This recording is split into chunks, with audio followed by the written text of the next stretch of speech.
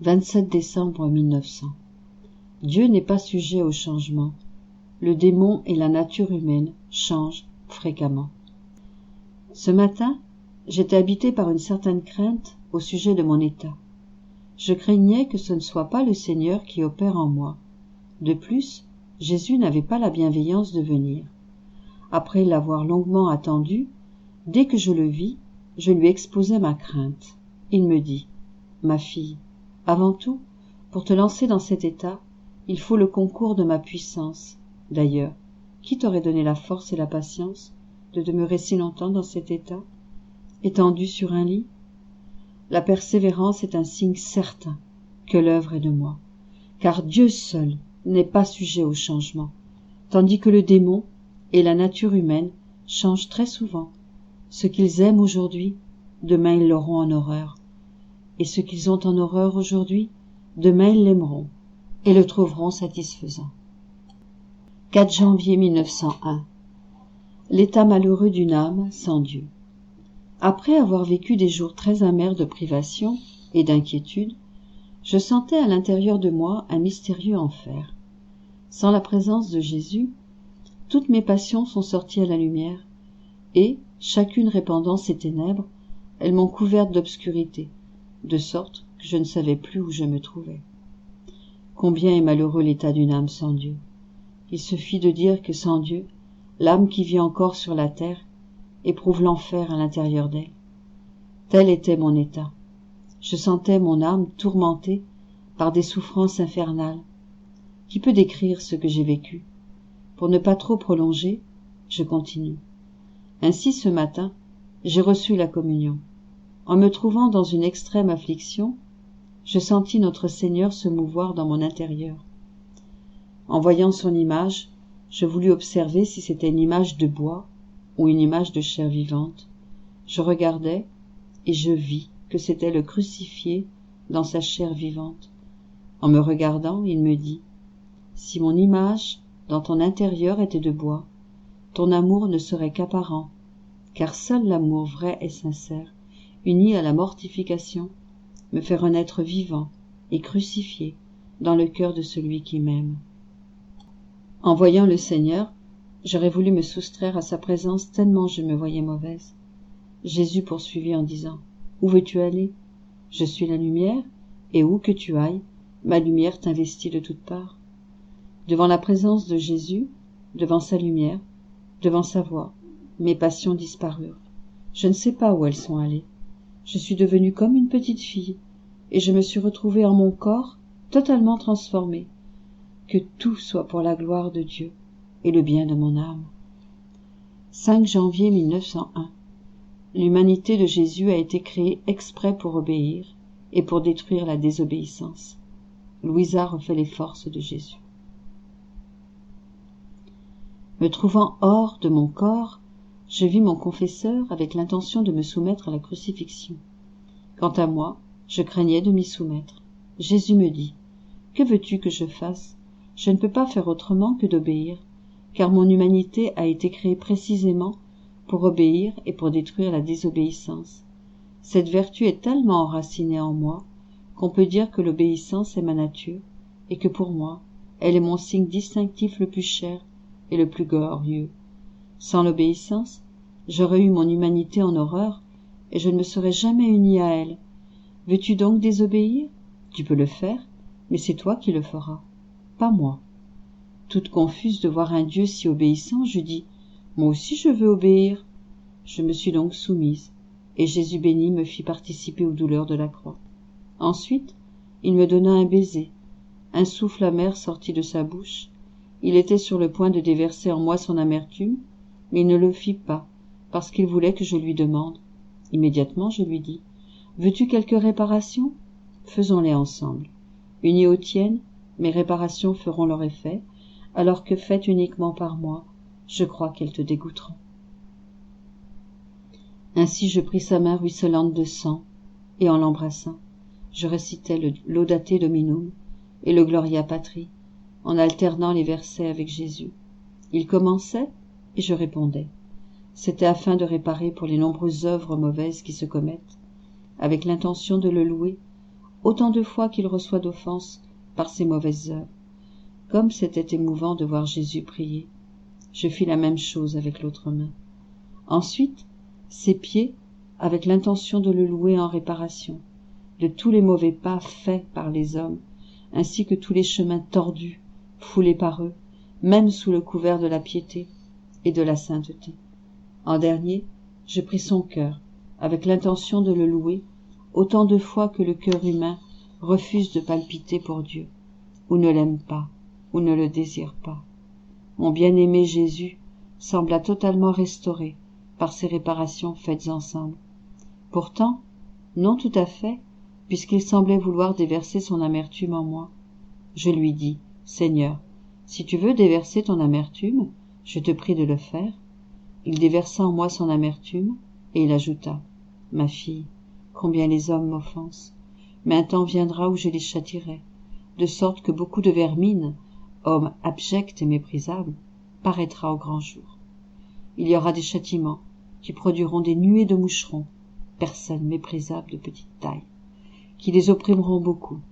Ensuite, le pape sortira. » Je dis, « Pourquoi le pape sortira-t-il » Jésus répondit, « Il sortira pour consoler les peuples, parce qu'ils seront opprimés, fatigués, abattus, trahis par tant de fausseté. Ils chercheront le port de la vérité.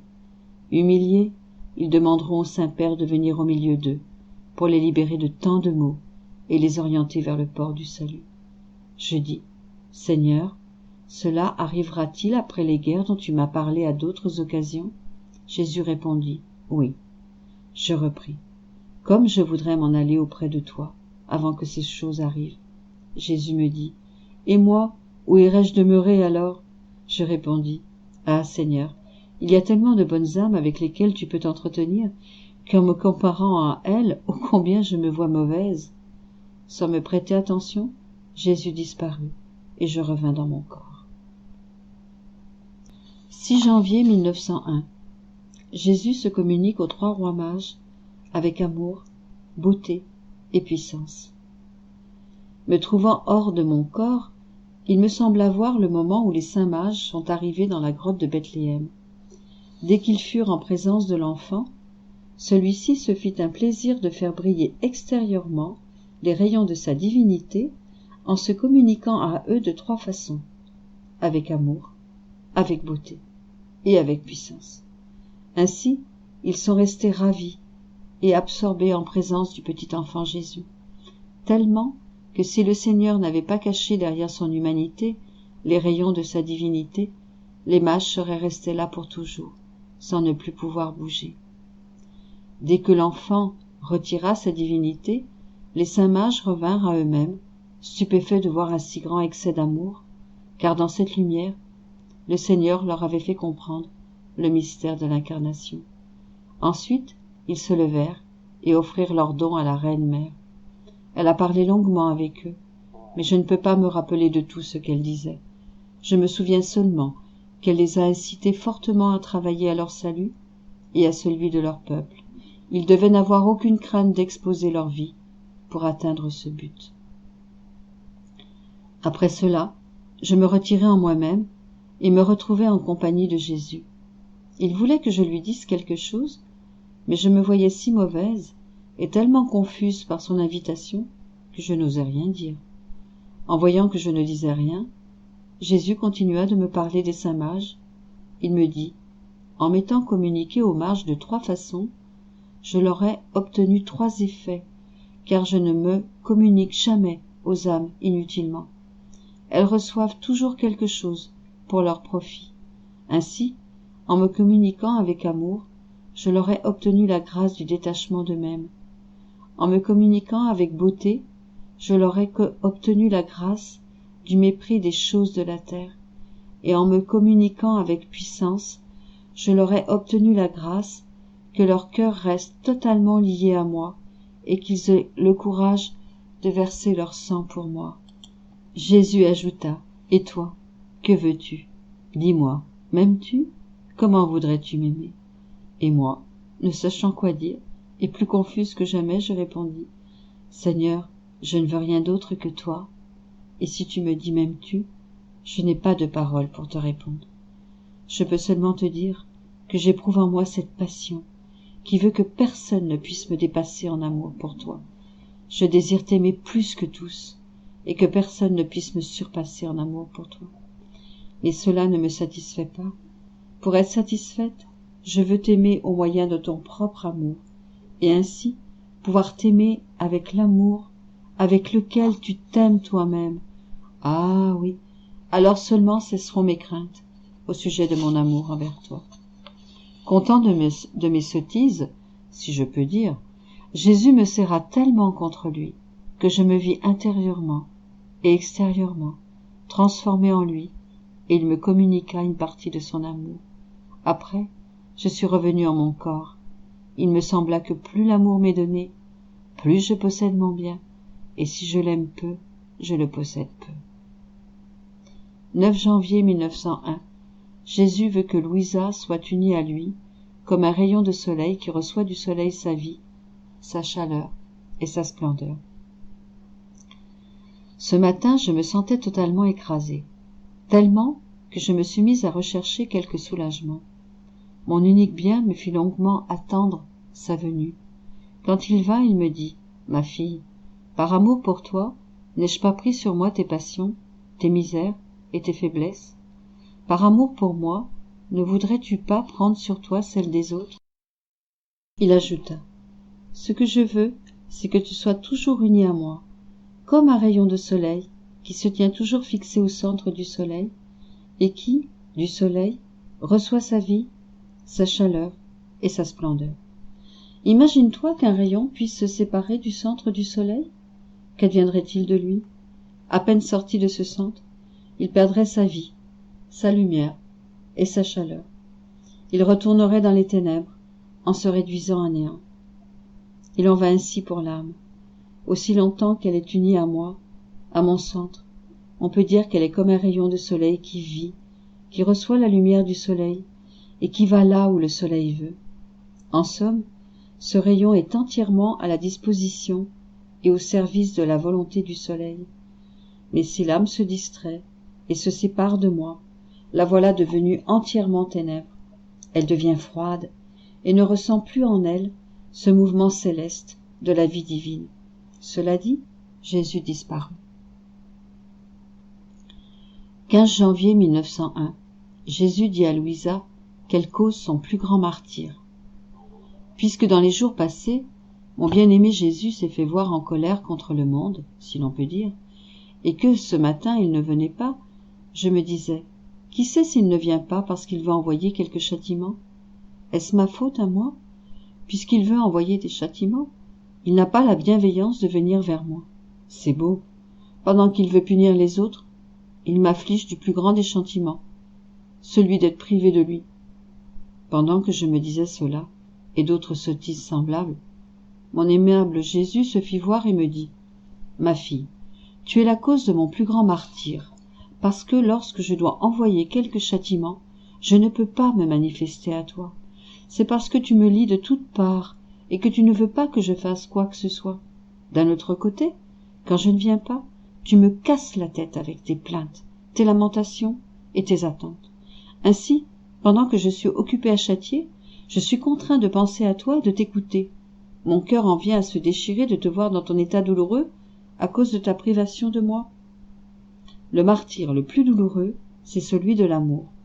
Plus deux personnes s'aiment, plus douloureuses sont les souffrances occasionnées, non par les autres, mais par ces deux personnes elles-mêmes. Donc, sois tranquille, reste calme, il ne faut pas accroître mes souffrances par le moyen de tes souffrances. Ensuite, Jésus disparut.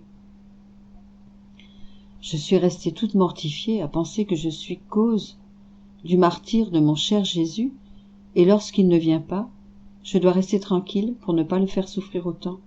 Qui peut faire un tel sacrifice? Cela me semble impossible. Je serais donc contrainte à continuer d'alimenter notre martyre commun. 16 janvier 1901. Jésus-Christ explique à Louisa la hiérarchie dans la charité. Je continuais de voir Jésus un peu en colère contre le monde.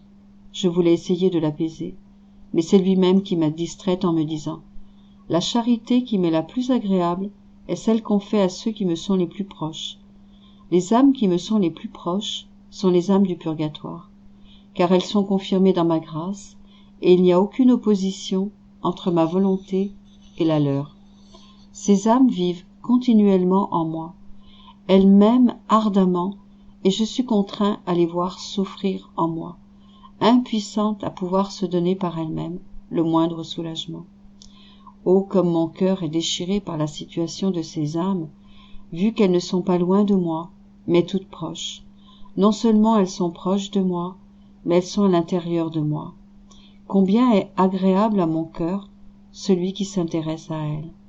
Supposons que tu aurais une mère et une sœur qui vivraient avec toi dans un état de souffrance, incapables de s'aider elles-mêmes, et supposons d'un autre côté qu'il y aurait un étranger qui vivrait à l'extérieur de ta demeure, également dans un état de souffrance, mais qui pourrait s'aider lui-même. Ne trouverais-tu pas plus agréable qu'on se préoccupe davantage de soulager ta mère ou ta sœur plutôt que l'étranger qui peut s'aider lui-même? Je répondis: oh, certainement, Seigneur. Il ajouta: en second lieu, la charité qui est la plus agréable à mon cœur est celle qu'on fait aux âmes qui, bien qu'elles vivent encore sur cette terre, ressemblent presque aux âmes du purgatoire, c'est-à-dire qu'elles m'aiment, font toujours ma volonté et s'intéressent à mes affaires comme si mes affaires étaient les leurs. Si de telles âmes se trouvaient opprimées, dans le besoin ou dans un état de souffrance, et qu'on s'occupait de les aider, cette charité me serait plus agréable que si on faisait cela aux autres. Ensuite Jésus se retira. En me retrouvant dans mon corps, il me sembla que, dans ce que Jésus m'avait dit, il y avait quelque chose qui n'était pas selon la vérité. Alors, revenant, mon adorable Jésus me fit comprendre que ce qu'il m'avait dit était bien conforme à la vérité. Il lui restait seulement à me parler des membres de son corps, qui sont séparés de lui, c'est-à-dire les pécheurs. Il me dit que ceux qui s'occupent de lui ramener ses membres sont très agréables à son cœur. La différence est celle-ci. Supposons un pécheur qui se trouve dans une mésaventure. Quelqu'un s'occupe de lui, non pour le convertir, mais pour le soulager et l'aider matériellement. Le Seigneur trouverait plus agréable qu'on fasse cela à des âmes unies à lui dans l'ordre de la grâce, car si ces dernières souffrent, cela est toujours relié soit à l'amour de Dieu envers elles, soit à leur amour envers Dieu. D'autre part, si les pécheurs souffrent, le Seigneur voit en eux l'empreinte du péché et de leur volonté obstinée. Il me sembla le comprendre ainsi. Du reste, je laisse à celui qui tient le droit de me juger, de décider si ce que je dis est conforme ou non à la vérité. 24 janvier 1901. Louisa demande à Jésus la raison de son absence. Jésus explique. Ayant passé les derniers jours en silence, et étant parfois aussi privé de mon adorable Jésus, ce matin, quand il est venu, je me suis plainte à lui en disant: Seigneur, comment, tu ne viens pas? Comme les choses ont changé. On voit que tu me prives de ton aimable présence, soit pour le châtiment de mes péchés, ou soit parce que tu ne me veux plus dans cet état de victime. De grâce, je t'en prie, fais-moi connaître ta volonté. Si tu ne pouvais pas t'opposer à moi, lorsque tu voulais de moi un sacrifice d'âme victime, tu le peux encore moins maintenant, puisque, en ne me trouvant plus digne d'être victime, tu veux m'enlever cette fonction. En m'interrompant, Jésus me dit: ma fille, lorsque je me suis fait victime pour le genre humain, en prenant sur moi toutes ses faiblesses, ses misères, et tout ce que méritait l'homme devant la divinité, j'étais devant la divinité la tête de la nature humaine. C'est ainsi que l'humanité trouve en moi un bouclier des plus puissants qui la défend, la protège, l'excuse et intercède en sa faveur. De par ton état de victime, tu te trouves à être pour moi la tête de la génération présente. C'est pourquoi, quand je dois envoyer quelque châtiment, pour le bien des peuples, et pour les rappeler à moi, si, selon mon habitude, je viens vers toi, alors, par le seul fait de venir vers toi, je me sens déjà refait, et mes douleurs s'atténuent. Il m'arrive, comme pour quelqu'un qui éprouve une forte douleur, et qui crie à cause de la souffrance. Si ces douleurs cessent, cette personne n'éprouve plus le besoin de crier et de se lamenter. Il en va ainsi pour moi. Si mes souffrances diminuent, évidemment, je ne sens plus le besoin d'envoyer des châtiments. Par ailleurs, toi, quand tu me vois dans les douleurs, tu cherches naturellement à m'épargner et à prendre sur toi mes souffrances. De plus, en ma présence, tu ne peux pas faire autrement que d'accomplir ta fonction de victime. Si tu ne le faisais pas, ce qui est impossible, je serais mécontent de toi. Voilà la raison de mon absence. Ce n'est pas parce que je veux te punir pour tes péchés. Je possède d'autres moyens pour te purifier. Cependant, je te récompenserai pour tout cela. Dans les jours où je viendrai, je redoublerai mes visites. N'en es-tu pas contente? Je répondis. Non, Seigneur, je veux être toujours avec toi. Quelle que soit la raison, je n'accepte pas de rester, même un seul jour, privé de toi. Pendant que je disais cela, Jésus disparut et je revins dans mon corps. 27 janvier 1901. L'établissement de la foi se trouve dans l'établissement de la charité. Me trouvant dans mon état habituel, mon adorable Jésus se montra brièvement. Je ne sais pourquoi il me dit « Ma fille, l'établissement de la foi catholique se trouve dans l'établissement de la charité qui unit les cœurs et les fait vivre en moi. » Ensuite, en se jetant dans mes bras, il voulut que je restaure ses forces. Je le fis de mon mieux et, après, il fit de même avec moi. Ensuite, il disparut. 30 janvier 1901. Les vertus et les mérites de Jésus sont des colonnes sur lesquelles chacun peut s'appuyer dans sa marche vers l'éternité. Le poison de l'intérêt personnel. Ce matin, quand il est venu, Jésus béni m'a transporté hors de mon corps, au milieu de beaucoup de personnes de conditions diverses, prêtres, moines, laïcs. En poussant un grand gémissement, il a dit « Ma fille, comme un poison, l'intérêt personnel est entré dans tous les cœurs, et comme des éponges, les cœurs sont restés imprégnés de ce poison. Ce poison pestiféré a pénétré dans les monastères, chez les prêtres et chez les laïcs. Ma fille, devant ce poison, les vertus les plus sublimes tombent et éclatent comme une vitre fragile. » Pendant qu'il disait cela, il pleurait amèrement. Qui pourrait décrire le déchirement de mon âme en voyant pleurer mon très amoureux Jésus? Ne sachant pas quoi faire pour qu'il cesse de pleurer, j'ai dit des sottises. Mon cher, de grâce, ne pleure pas. Si les autres ne t'aiment pas, t'offensent et ont les yeux aveuglés par le poison de l'intérêt personnel, de sorte qu'ils en sont tous imbibés, moi, je t'aime, je te loue, et je regarde comme immondice tout ce qui est terrestre. Je ne désire que toi. Par conséquent, tu devrais être content de mon amour et cesser de pleurer. Et si tu éprouves de l'amertume, déverse-la en moi. J'en serai plus heureuse que de te voir pleurer. En entendant ce que je disais, Jésus a cessé de pleurer, et il a déversé en moi un peu de son amertume. Ensuite, il m'a fait participer aux souffrances de la croix. Puis il a dit, « Les vertus et les mérites que j'ai acquis pour l'homme, durant ma passion, sont autant de colonnes sur lesquelles chacun peut s'appuyer dans sa marche vers l'éternité. Mais en fuyant ces colonnes, l'homme ingrat s'appuie sur la fange et marche sur le chemin de la perdition. » Ensuite, il disparut, et je suis revenu dans mon corps. 31 janvier 1901.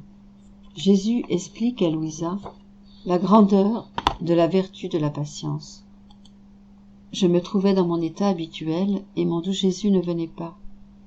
Après l'avoir beaucoup attendu, il m'a dit dès que je l'ai vu, « Ma fille, la patience est supérieure à la pureté, parce que sans patience, l'âme se déchaîne facilement, et il est difficile pour elle de se maintenir pure. Lorsqu'une vertu a besoin d'une autre pour avoir la vie, on dit de la seconde qu'elle est supérieure à la première. On peut dire que la patience est non seulement la gardienne de la pureté, mais qu'elle est aussi l'échelle pour s'élever sur la montagne de la force. Si quelqu'un s'élevait sans l'échelle de la patience, il se précipiterait immédiatement des hauteurs dans l'abîme. De plus, la patience est le germe de la persévérance, et celle-ci produit la fermeté. Oh, combien l'âme patiente est ferme et stable dans le bien. Elle ne se soucie ni de la pluie, ni du givre, ni de la glace, ni du feu, mais son unique but est de conduire à terme le bien commencé. Il ne peut y avoir de plus grande sottise que celle de celui qui accomplit un bien, aujourd'hui, parce que ça lui plaît, et qui l'abandonne demain, parce qu'il n'en a plus le goût. Que dirait-on d'un œil qui voit un moment et ne voit plus le moment d'après, d'une langue qui tantôt parle et tantôt est muette? Ah oui, ma fille, seule la patience est la clé secrète pouvant ouvrir le trésor des vertus. Sans cette clé secrète, les autres vertus ne verraient pas le jour pour donner la vie à l'âme et l'ennoblir. 5 février 1901. Louisa voit 2 demoiselles au service de la justice. Tolérance et dissimulation. Ce matin, Jésus béni me transporta hors de mon corps. Il se fit voir dans un état à remuer même les pierres. Oh, comme il souffrait! Il semblait que, n'en pouvant plus, il voulait se décharger un peu, en cherchant de l'aide. Je sentis mon pauvre cœur se briser de tendresse, et, immédiatement, je lui retirai sa couronne d'épines, et la plaçai sur ma tête, pour lui donner un peu de soulagement. Ensuite je lui dis, « Mon doux bien, il y a quelque temps que tu n'as pas renouvelé pour moi les souffrances de la croix. Je te prie de me les renouveler aujourd'hui. Ainsi, tu seras soulagé davantage. » Il me répondit, « Ma bien-aimée, il est nécessaire qu'on demande la permission à la justice. Les choses sont arrivées à un point tel que la justice ne peut permettre que tu souffres. » Je ne savais comment faire pour implorer la justice quand 2 demoiselles, qui semblaient être au service de la justice, se présentèrent. L'une s'appelait Tolérance et l'autre Dissimulation. Leur ayant demandé de me crucifier, Tolérance me prit une main et la cloua, sans vouloir terminer l'opération. Alors je dis, « Ô sainte Dissimulation, complète le travail de me crucifier. Ne vois-tu pas que Tolérance m'a abandonné? Fais-moi voir combien tu es plus habile à dissimuler. » Alors, elle acheva l'œuvre de me crucifier, mais dans une telle souffrance, que si le Seigneur ne m'avait soutenue dans ses bras, je serais certes morte de douleur. Après cela, Jésus béni me dit, « Fille, il est nécessaire que parfois au moins tu subisses ces souffrances. Si tu ne le faisais pas, gare au monde, qu'arriverait-il de lui? » Ensuite, je priai Jésus pour plusieurs personnes, et je revins dans mon corps. 6 février 1901. Jésus trouve en l'âme sa parfaite complaisance. Me trouvant dans mon état habituel, Jésus béni vint et me dit, « Ma fille, quand ma grâce s'active dans plusieurs personnes, elle célèbre davantage. Il en est comme pour ces reines. Plus il y a de jeunes filles qui répondent à leur moindre geste et forment une couronne autour d'elles, plus elles se réjouissent et font la fête. Toi, fixe-toi en moi et regarde-moi. Tu deviendras tellement saisi par moi que tout ce qui est matériel te sera indifférent. Tu dois totalement te fixer en moi, afin de m'attirer totalement en toi, car je peux trouver en toi ma parfaite complaisance. Ainsi, en trouvant en toi tout le bonheur qu'il m'est possible de trouver dans une créature humaine, ce que me font les autres ne me déplaira pas autant. » Pendant qu'il disait cela, il s'enferma dans mon intérieur, où il se complaisait totalement. Combien je m'estimerais fortunée de pouvoir attirer totalement en moi mon bien-aimé Jésus. 10 février 1901. L'obéissance voit très loin, l'amour-propre a la vue très courte. Mon adorable Jésus continue de venir. Il se fit voir avec des yeux resplendissants d'une lumière très vive et très pure. Je fus enchantée et surprise devant cette lumière éblouissante. En me voyant aussi enchantée, sans que je lui dise rien, Jésus me dit, « Ma bien-aimée, l'obéissance voit très loin, et elle dépasse en beauté et en acuité la lumière même du soleil. Au contraire, l'amour-propre a la vue très courte, de sorte qu'elle ne peut pas faire un pas sans trébucher. Ne va pas croire que ces âmes qui font toujours du bruit et sont scrupuleuses voient très loin, elles croient voir loin, mais cela est un filet que leur tend l'amour-propre. En effet, ayant la vue très courte, l'amour-propre fait d'abord tomber ces âmes, et ensuite elle leur suscite mille troubles et scrupules. Ce qu'aujourd'hui elles détestent dans le scrupule et la crainte, demain elles y tombent de nouveau, de sorte que leur vie se réduit à être toujours empêtrée dans ces filets artificiels qui sait très bien leur tendre l'amour-propre.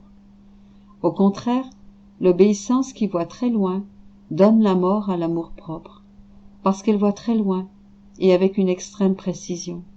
L'âme obéissante prévoit immédiatement où elle peut faire un faux pas, et avec générosité, elle s'abstient. Elle jouit de la sainte liberté des enfants de Dieu. Tout comme les ténèbres attirent d'autres ténèbres, de même la lumière attire d'autres lumières.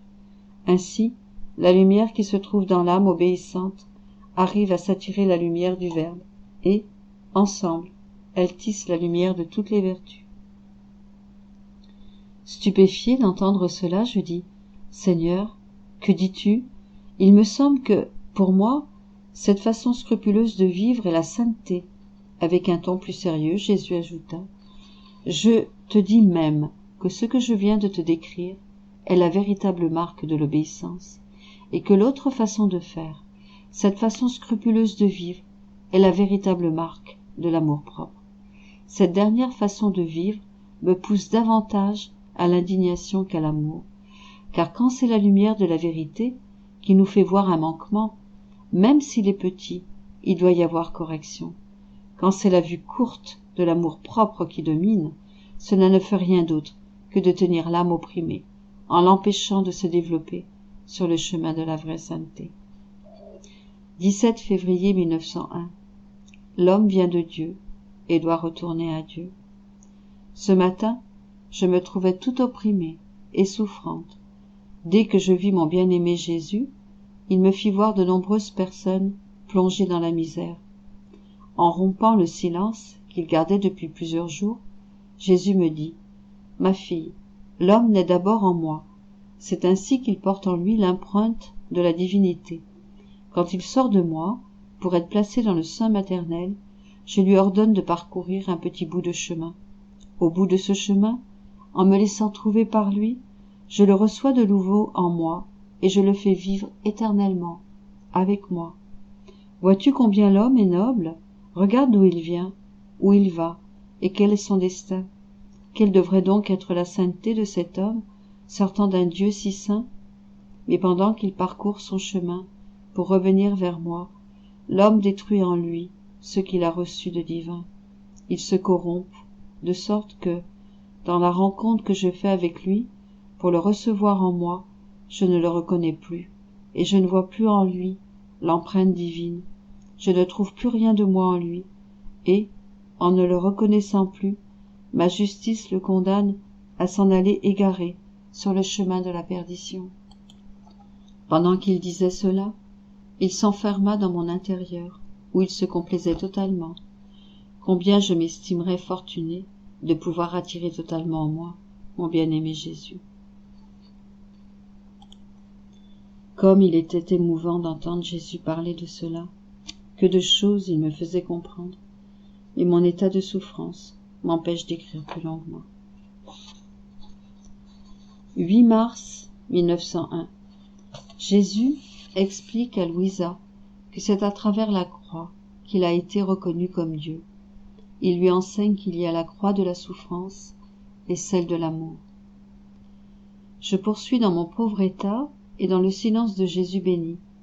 Ce matin, je me trouvais plus que jamais opprimée, et quand il est venu, il m'a dit, « Ma fille, ce ne sont ni les œuvres, ni la prédication, ni même la puissance des miracles qui m'ont fait reconnaître clairement comme le Dieu que je suis. C'est quand j'ai été placée sur la croix et élevée sur elle, comme sur mon propre trône. C'est alors que j'ai été reconnue comme Dieu. Seule la croix a révélé au monde et à tout l'enfer qui j'étais vraiment. Alors tous ont été ébranlés et ont reconnu leur créature. Ainsi, c'est la croix qui révèle Dieu à l'âme et révèle si l'âme est vraiment de Dieu. On peut dire que la croix met à nu toutes les parties intimes de l'âme et révèle à Dieu et aux hommes ce qui s'y trouve. Il ajouta: Je consume les âmes sur 2 croix. L'une est la croix de la souffrance et l'autre la croix de l'amour. Dans le ciel, tous les 9 cœurs des anges m'aiment. Pourtant, chacun a sa fonction spécifique. Par exemple, la fonction spéciale des séraphins, c'est l'amour, et leur cœur est plus directement orienté pour recevoir les reflets de mon amour, de sorte que mon amour et le leur, en se dardant mutuellement, s'embrassent continuellement. Il en est ainsi pour les âmes sur la terre. Je leur donne des fonctions particulières. À celle-ci, je donne le martyre de la souffrance, et à celle-là, le martyre de l'amour. Ces 2 martyrs sont des maîtres habiles pour sacrifier les âmes et pour les rendre dignes de mes complaisances. 19 mars 1901. Jésus explique à Louisa la manière de souffrir. Ce matin, je me trouvais tout opprimée et souffrante, surtout à cause de ma privation de mon doux Jésus. Après une longue attente, dès que je le vis, il me dit: Ma fille, la vraie manière de souffrir consiste à ne pas regarder de qui viennent les souffrances, ni ce que l'on souffre, mais à regarder le bien qui doit en résulter. Cela a été ma façon de souffrir. Je ne me suis arrêtée ni au bourreau, ni aux souffrances, mais au bien que j'avais l'intention de faire par le moyen de ces souffrances, pour le bien de ceux-là même qui me faisaient souffrir, et en admirant le bien qui devait en résulter pour les hommes. J'ai méprisé tout le reste. C'est avec intrépidité que j'ai suivi le cours de mes souffrances.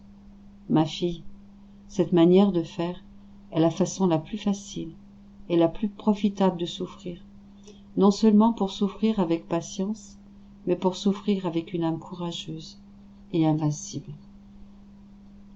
22 mars 1901. Louisa voit la ville de Rome et les graves péchés qui s'y commettent. Jésus va envoyer des châtiments et Louisa s'y oppose. Je poursuis dans mon état de privation et, par conséquent, d'amertume indicible. Ce matin, mon adorable Jésus vint et me transporta hors de mon corps. Il me sembla que j'étais à Rome, que de spectacles on pouvait voir dans toutes les classes sociales. Jusque dans le Vatican, on voyait des choses horribles. Et que dire des ennemis de l'Église? Comme ils se consumaient de rage contre elle, que de massacres ils complotaient. Mais ils ne pouvaient les réaliser, parce que notre Seigneur les retenait, comme s'ils étaient liés. Ce qui m'a le plus fait peur, c'est que je voyais mon aimable Jésus presque sur le point de leur accorder la liberté d'agir. Qui pourrait décrire combien j'étais consternée? En voyant ma consternation, Jésus me dit: « Fille, les châtiments sont absolument nécessaires. La pourriture et la gangrène sont entrées dans toutes les classes de la société. Par conséquent, le fer et le feu sont nécessaires pour que tous ne périssent pas. C'est pourquoi je te dis de te conformer à ma volonté. Je te promets d'en épargner une partie. » Je dis: « Mon cher bien, je n'ai pas le cœur à me conformer à toi pour châtier le monde. » Jésus reprit: « Puisque je suis dans l'absolue nécessité de le faire, si tu ne te conformes pas, je ne viendrai pas selon mon habitude, et je ne t'avertirai pas quand je déverserai les châtiments. Alors toi, ne le sachant pas, et moi, ne voyant pas celle qui par tous les moyens m'empêche d'exprimer ma juste indignation, je donnerai libre cours à ma fureur, et tu n'auras pas le bonheur de me faire épargner une partie du monde. De plus, en ne venant pas, et en ne déversant pas en toi ces grâces que j'aurais dû déverser, ce sera une source supplémentaire d'amertume pour moi. Ce sera comme au cours de ces derniers jours, où je ne suis pas venue aussi souvent, je retiendrai la grâce en moi. » Pendant qu'il disait cela, il sembla vouloir se décharger, et en s'approchant de ma bouche, il déversa un lait très doux. Ensuite, il disparut. 30 mars 1901. Jésus parle à Louisa de la divine volonté et de la persévérance. Jésus continuait de me priver de sa présence, et j'en éprouvais de l'ennui et de la fatigue. Ma faible nature voulait se libérer de cet état de privation. En ayant compassion de moi, mon adorable Jésus vint et me dit: « Ma fille, lorsque tu te retires de ma volonté, tu recommences à vivre par toi-même. Au contraire, si tu demeures fixé dans ma volonté, tu vis toujours par moi en mourant totalement à toi-même. Il ajouta, ma fille, sois patiente, résigne-toi en tout à ma volonté, non pour quelque temps, mais pour toujours, toujours, car seule la persévérance dans le bien montre que l'âme est véritablement vertueuse. C'est la persévérance seule qui unit toutes les vertus ensemble. On peut dire que seule la persévérance unit perpétuellement Dieu et l'âme, les vertus et les grâces. Comme une chaîne, elle les encercle, et, en les liant tous ensemble, elle y forme le nœud très sûr du salut. Là où il n'y a pas de persévérance, il y a beaucoup à craindre. Cela dit, Jésus disparut. 31 mars 1901. Inconstance et instabilité. Ce matin, je me sentais toute remplie d'amertume. Je me voyais si mauvaise que je n'osais presque pas me mettre à la recherche de mon suprême et unique bien. Ignorant mes misères, le Seigneur eut pourtant la bienveillance de venir. Il me dit, « Ma fille, est-ce moi que tu veux ?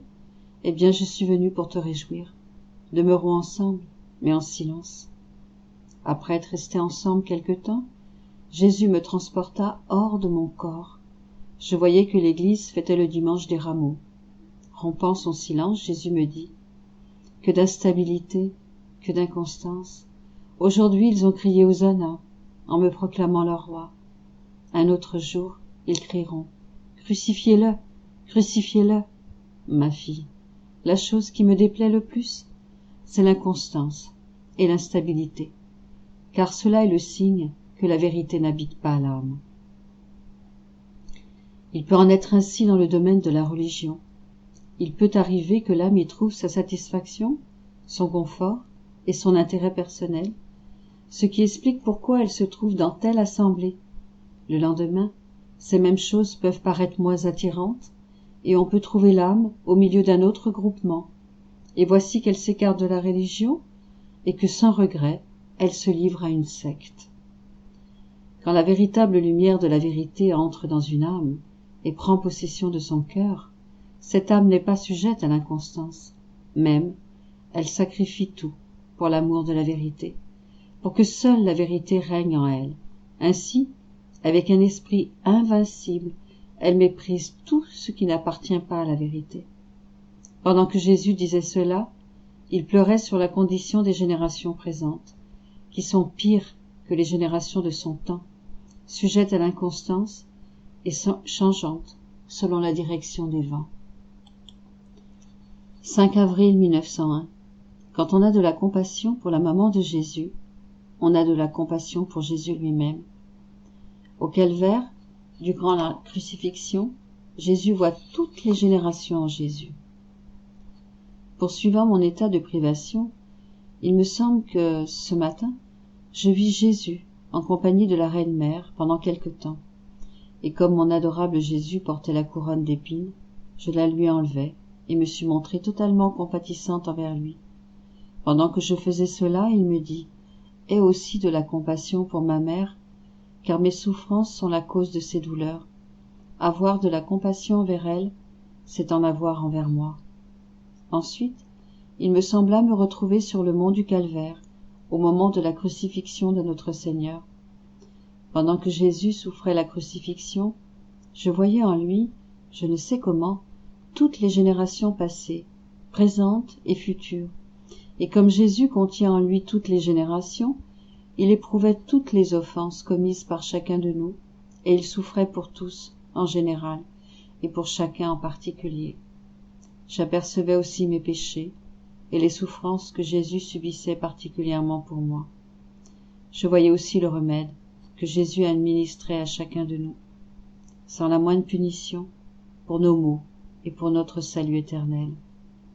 Qui pourrait décrire tout ce que je voyais en Jésus béni, relativement à tous les hommes, du premier jusqu'au dernier.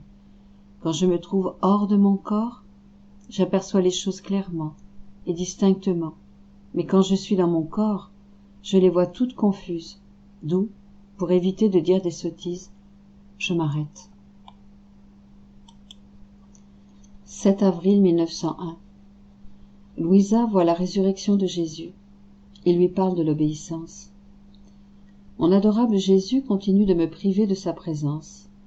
J'éprouve une grande amertume, et je me sens comme avec un couteau planté dans le cœur, ce qui me donne une douleur à me faire pleurer et crier comme une enfant.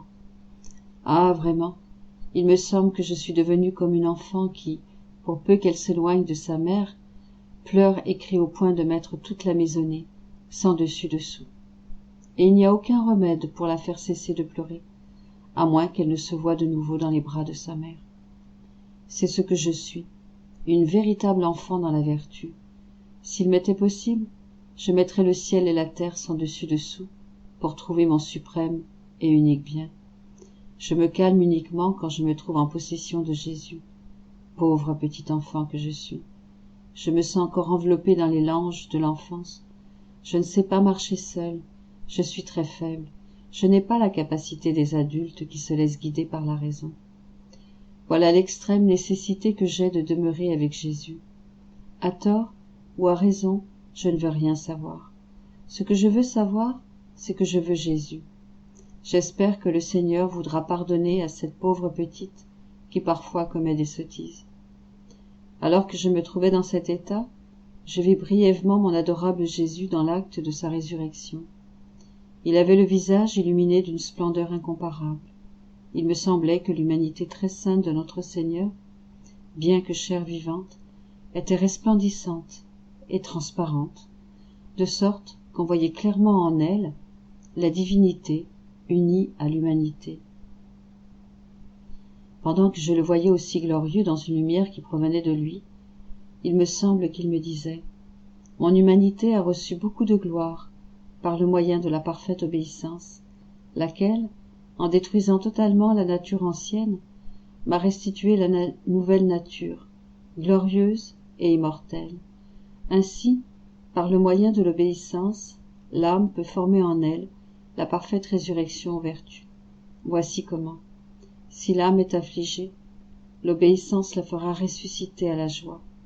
Si elle est agitée, l'obéissance la fera ressusciter à la paix. Si elle est tentée, l'obéissance lui procurera une chaîne plus forte pour lier l'ennemi, et elle la fera ressusciter victorieuse des embûches diaboliques. Si l'âme est assiégée par les passions et les vices, l'obéissance, en tuant ceux-ci, la fera ressusciter aux vertus. C'est ce que l'obéissance fait dans l'âme, et lorsque le temps sera venu, elle causera aussi la résurrection du corps. Après cela, la lumière se retira, et Jésus disparut. Je suis restée avec une telle douleur, en me voyant de nouveau privée de lui, que je me sentais comme prise d'une fièvre ardente, me poussant à m'agiter et à tomber en délire. Ah, Seigneur, donne-moi la force de supporter ces absences, parce que je me sens perdre connaissance. 9 avril 1901. Si la ferveur et les vertus de l'âme ne sont pas bien enracinées dans l'humanité de Jésus, alors, au moment des tribulations, elles sèchent rapidement. Je me trouvais au comble du délire. Je disais des sottises et je crois que j'y mêlais aussi certains de mes défauts. Ma pauvre nature éprouvait tout le poids de mon état. Demeurer dans mon lit me paraissait pire que l'état des condamnés à la prison. J'aurais voulu me dégager de cet état. En plus, je ne cessais de répéter ma ritournelle, que mon état n'était plus selon la volonté de Dieu, parce que Jésus ne venait pas.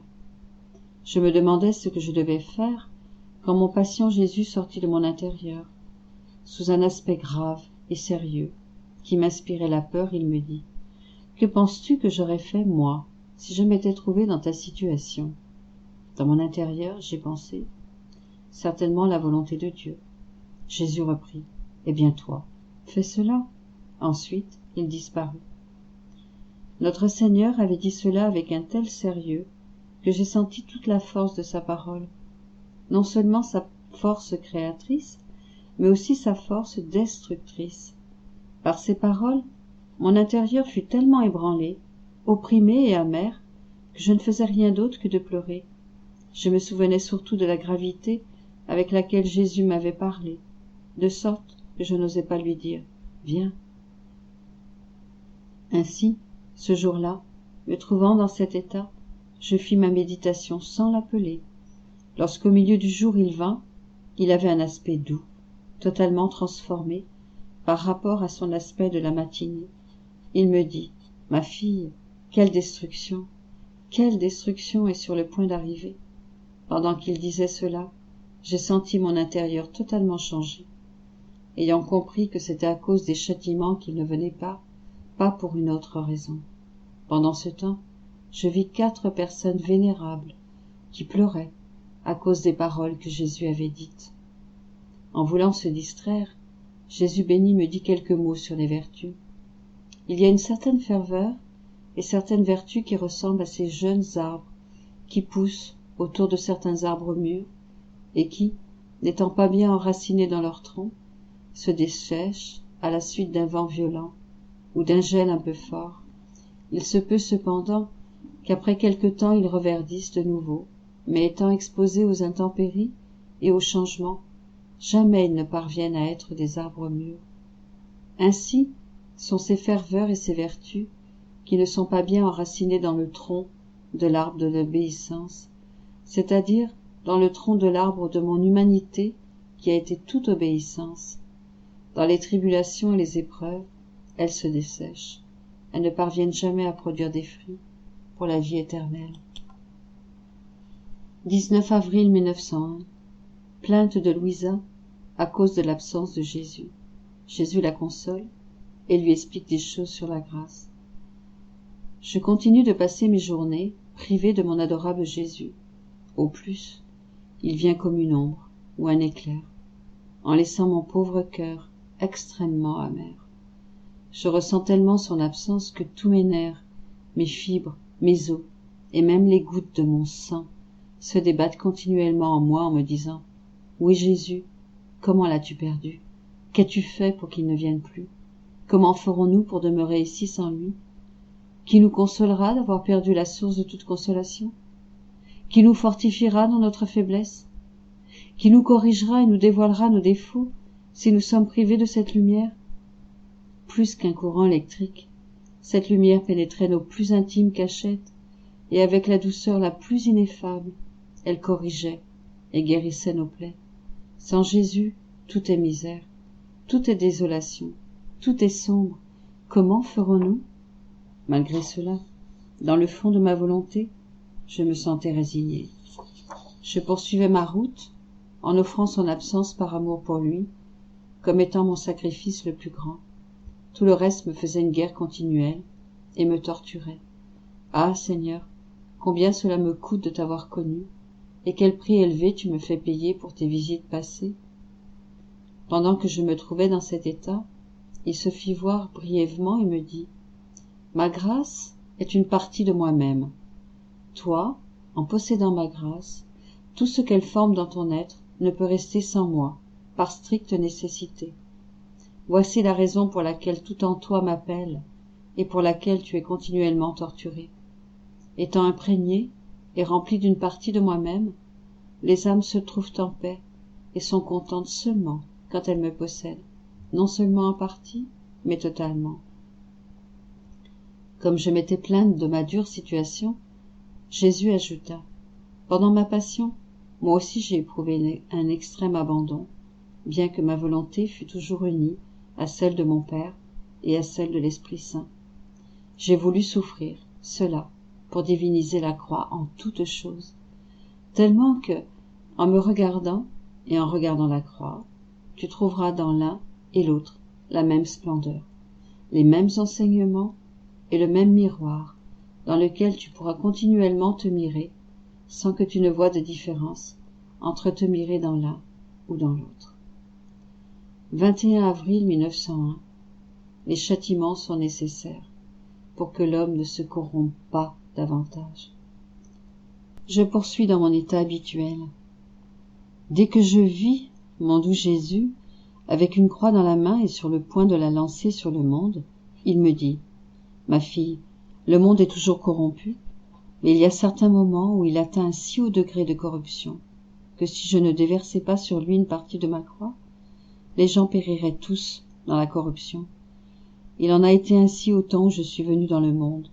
Seule la croix en a sauvé plusieurs de la corruption dans laquelle ils étaient émergés. Ainsi en est-il en ces temps-ci.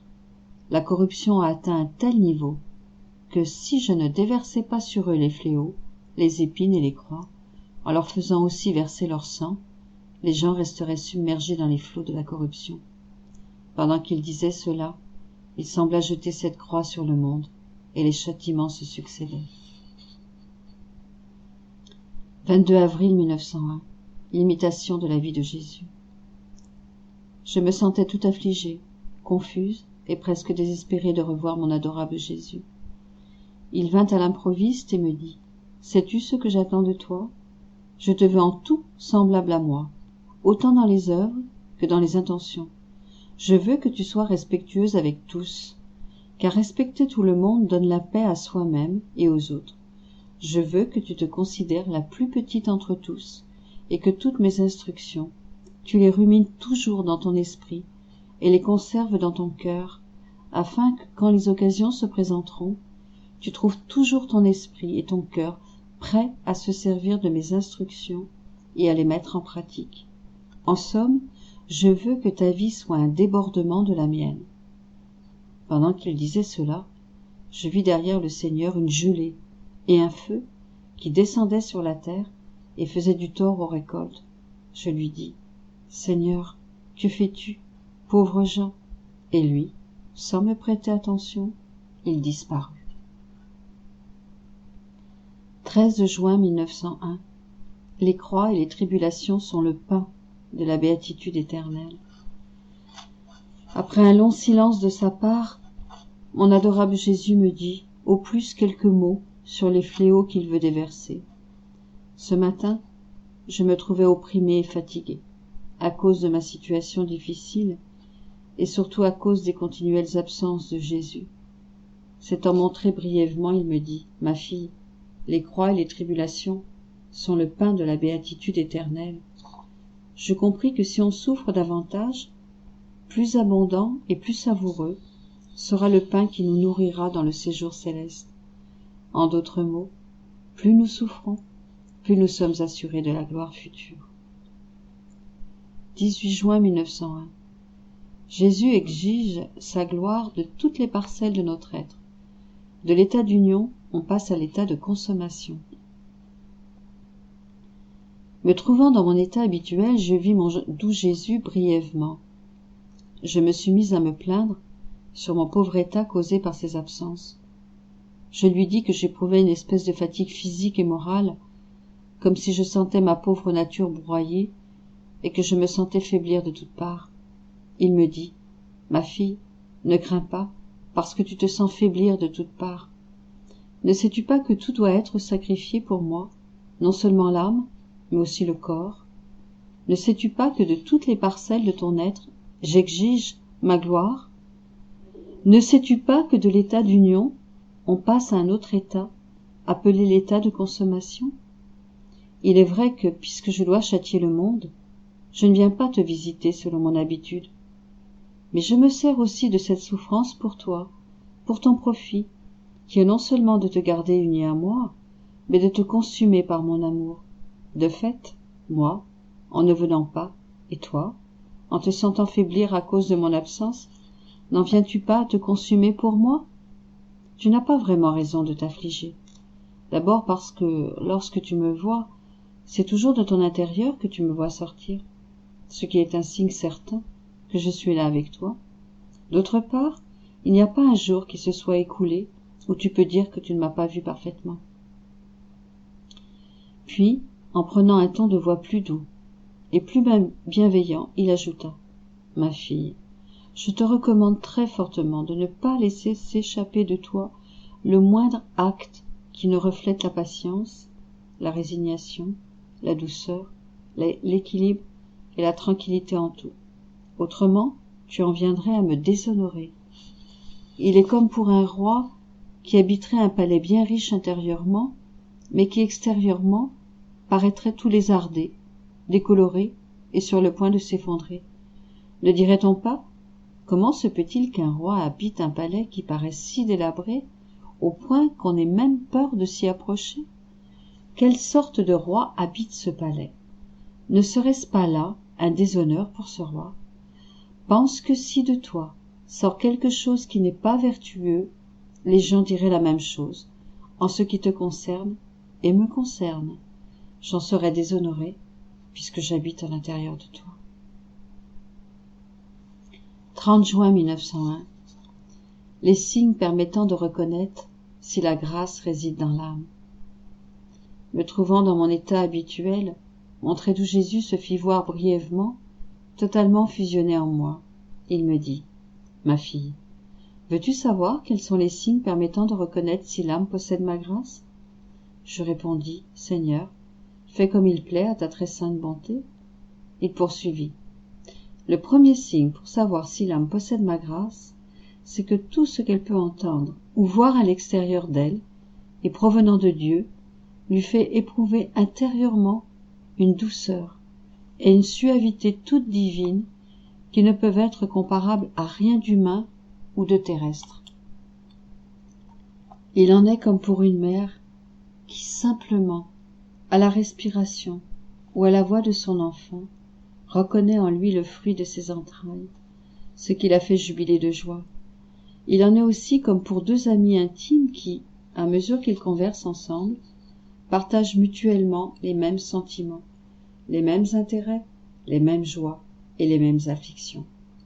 En voyant qu'ils ont les mêmes affinités, ils en éprouvent un grand plaisir et une grande joie, et ils en retirent tellement d'amour qu'ils ne peuvent se détacher l'un de l'autre. Il en va ainsi pour la grâce intérieure qui réside dans l'âme.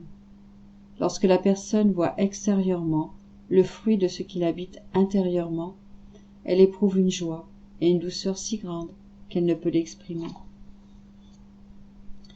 Le second signe est que le discours de l'âme qui possède la grâce est paisible et a la puissance d'implanter la paix chez les autres, alors que le même discours dit par celui qui ne possède pas la grâce ne fait aucune impression et n'apporte aucune paix.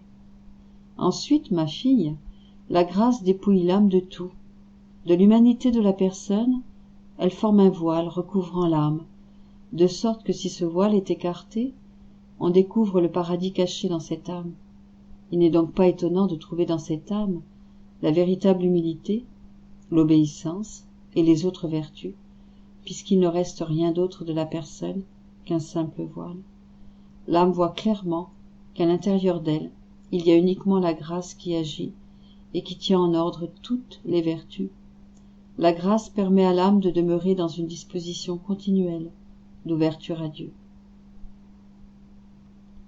5 juillet 1901. Jésus est le commencement, le milieu et la fin de tous les désirs. Pendant que j'entretenais une certaine crainte au sujet de l'état de mon âme, mon adorable Jésus vint à l'improviste et me dit: ma fille, ne crains pas, car moi seul suis le commencement, le milieu et la fin de tous tes désirs. À la suite de ces paroles, je me suis apaisée en Jésus. Que tout soit pour la gloire de Dieu, et béni soit son saint nom. 16 juillet 1901. Le principe du mal dans l'homme, l'écart entre l'amour de Jésus et l'amour humain.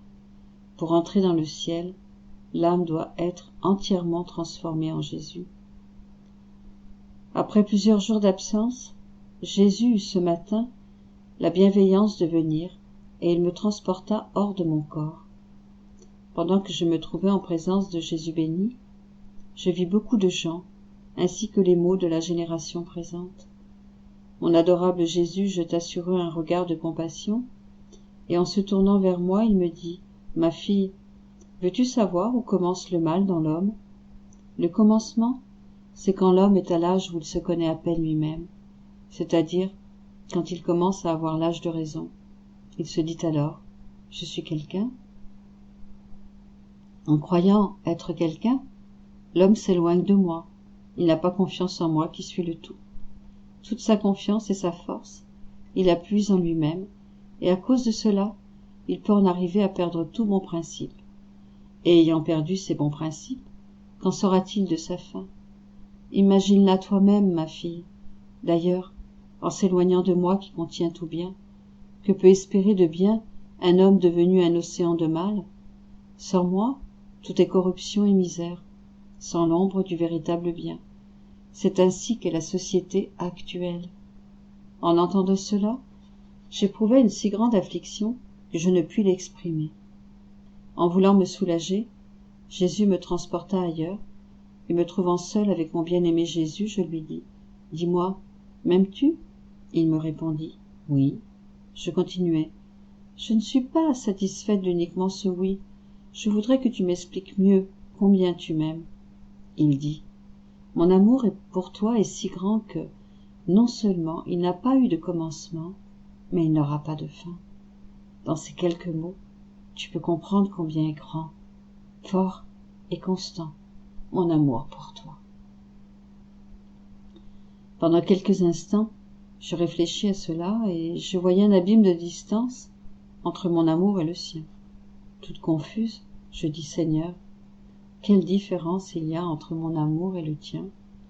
Non seulement mon amour a eu un commencement, mais dans mon passé, je vois des vides dans mon âme pour ne pas t'avoir aimé. » Plein de compassion, Jésus me dit « Ma bien-aimée, il ne peut y avoir de ressemblance entre l'amour du Créateur et celui de la créature.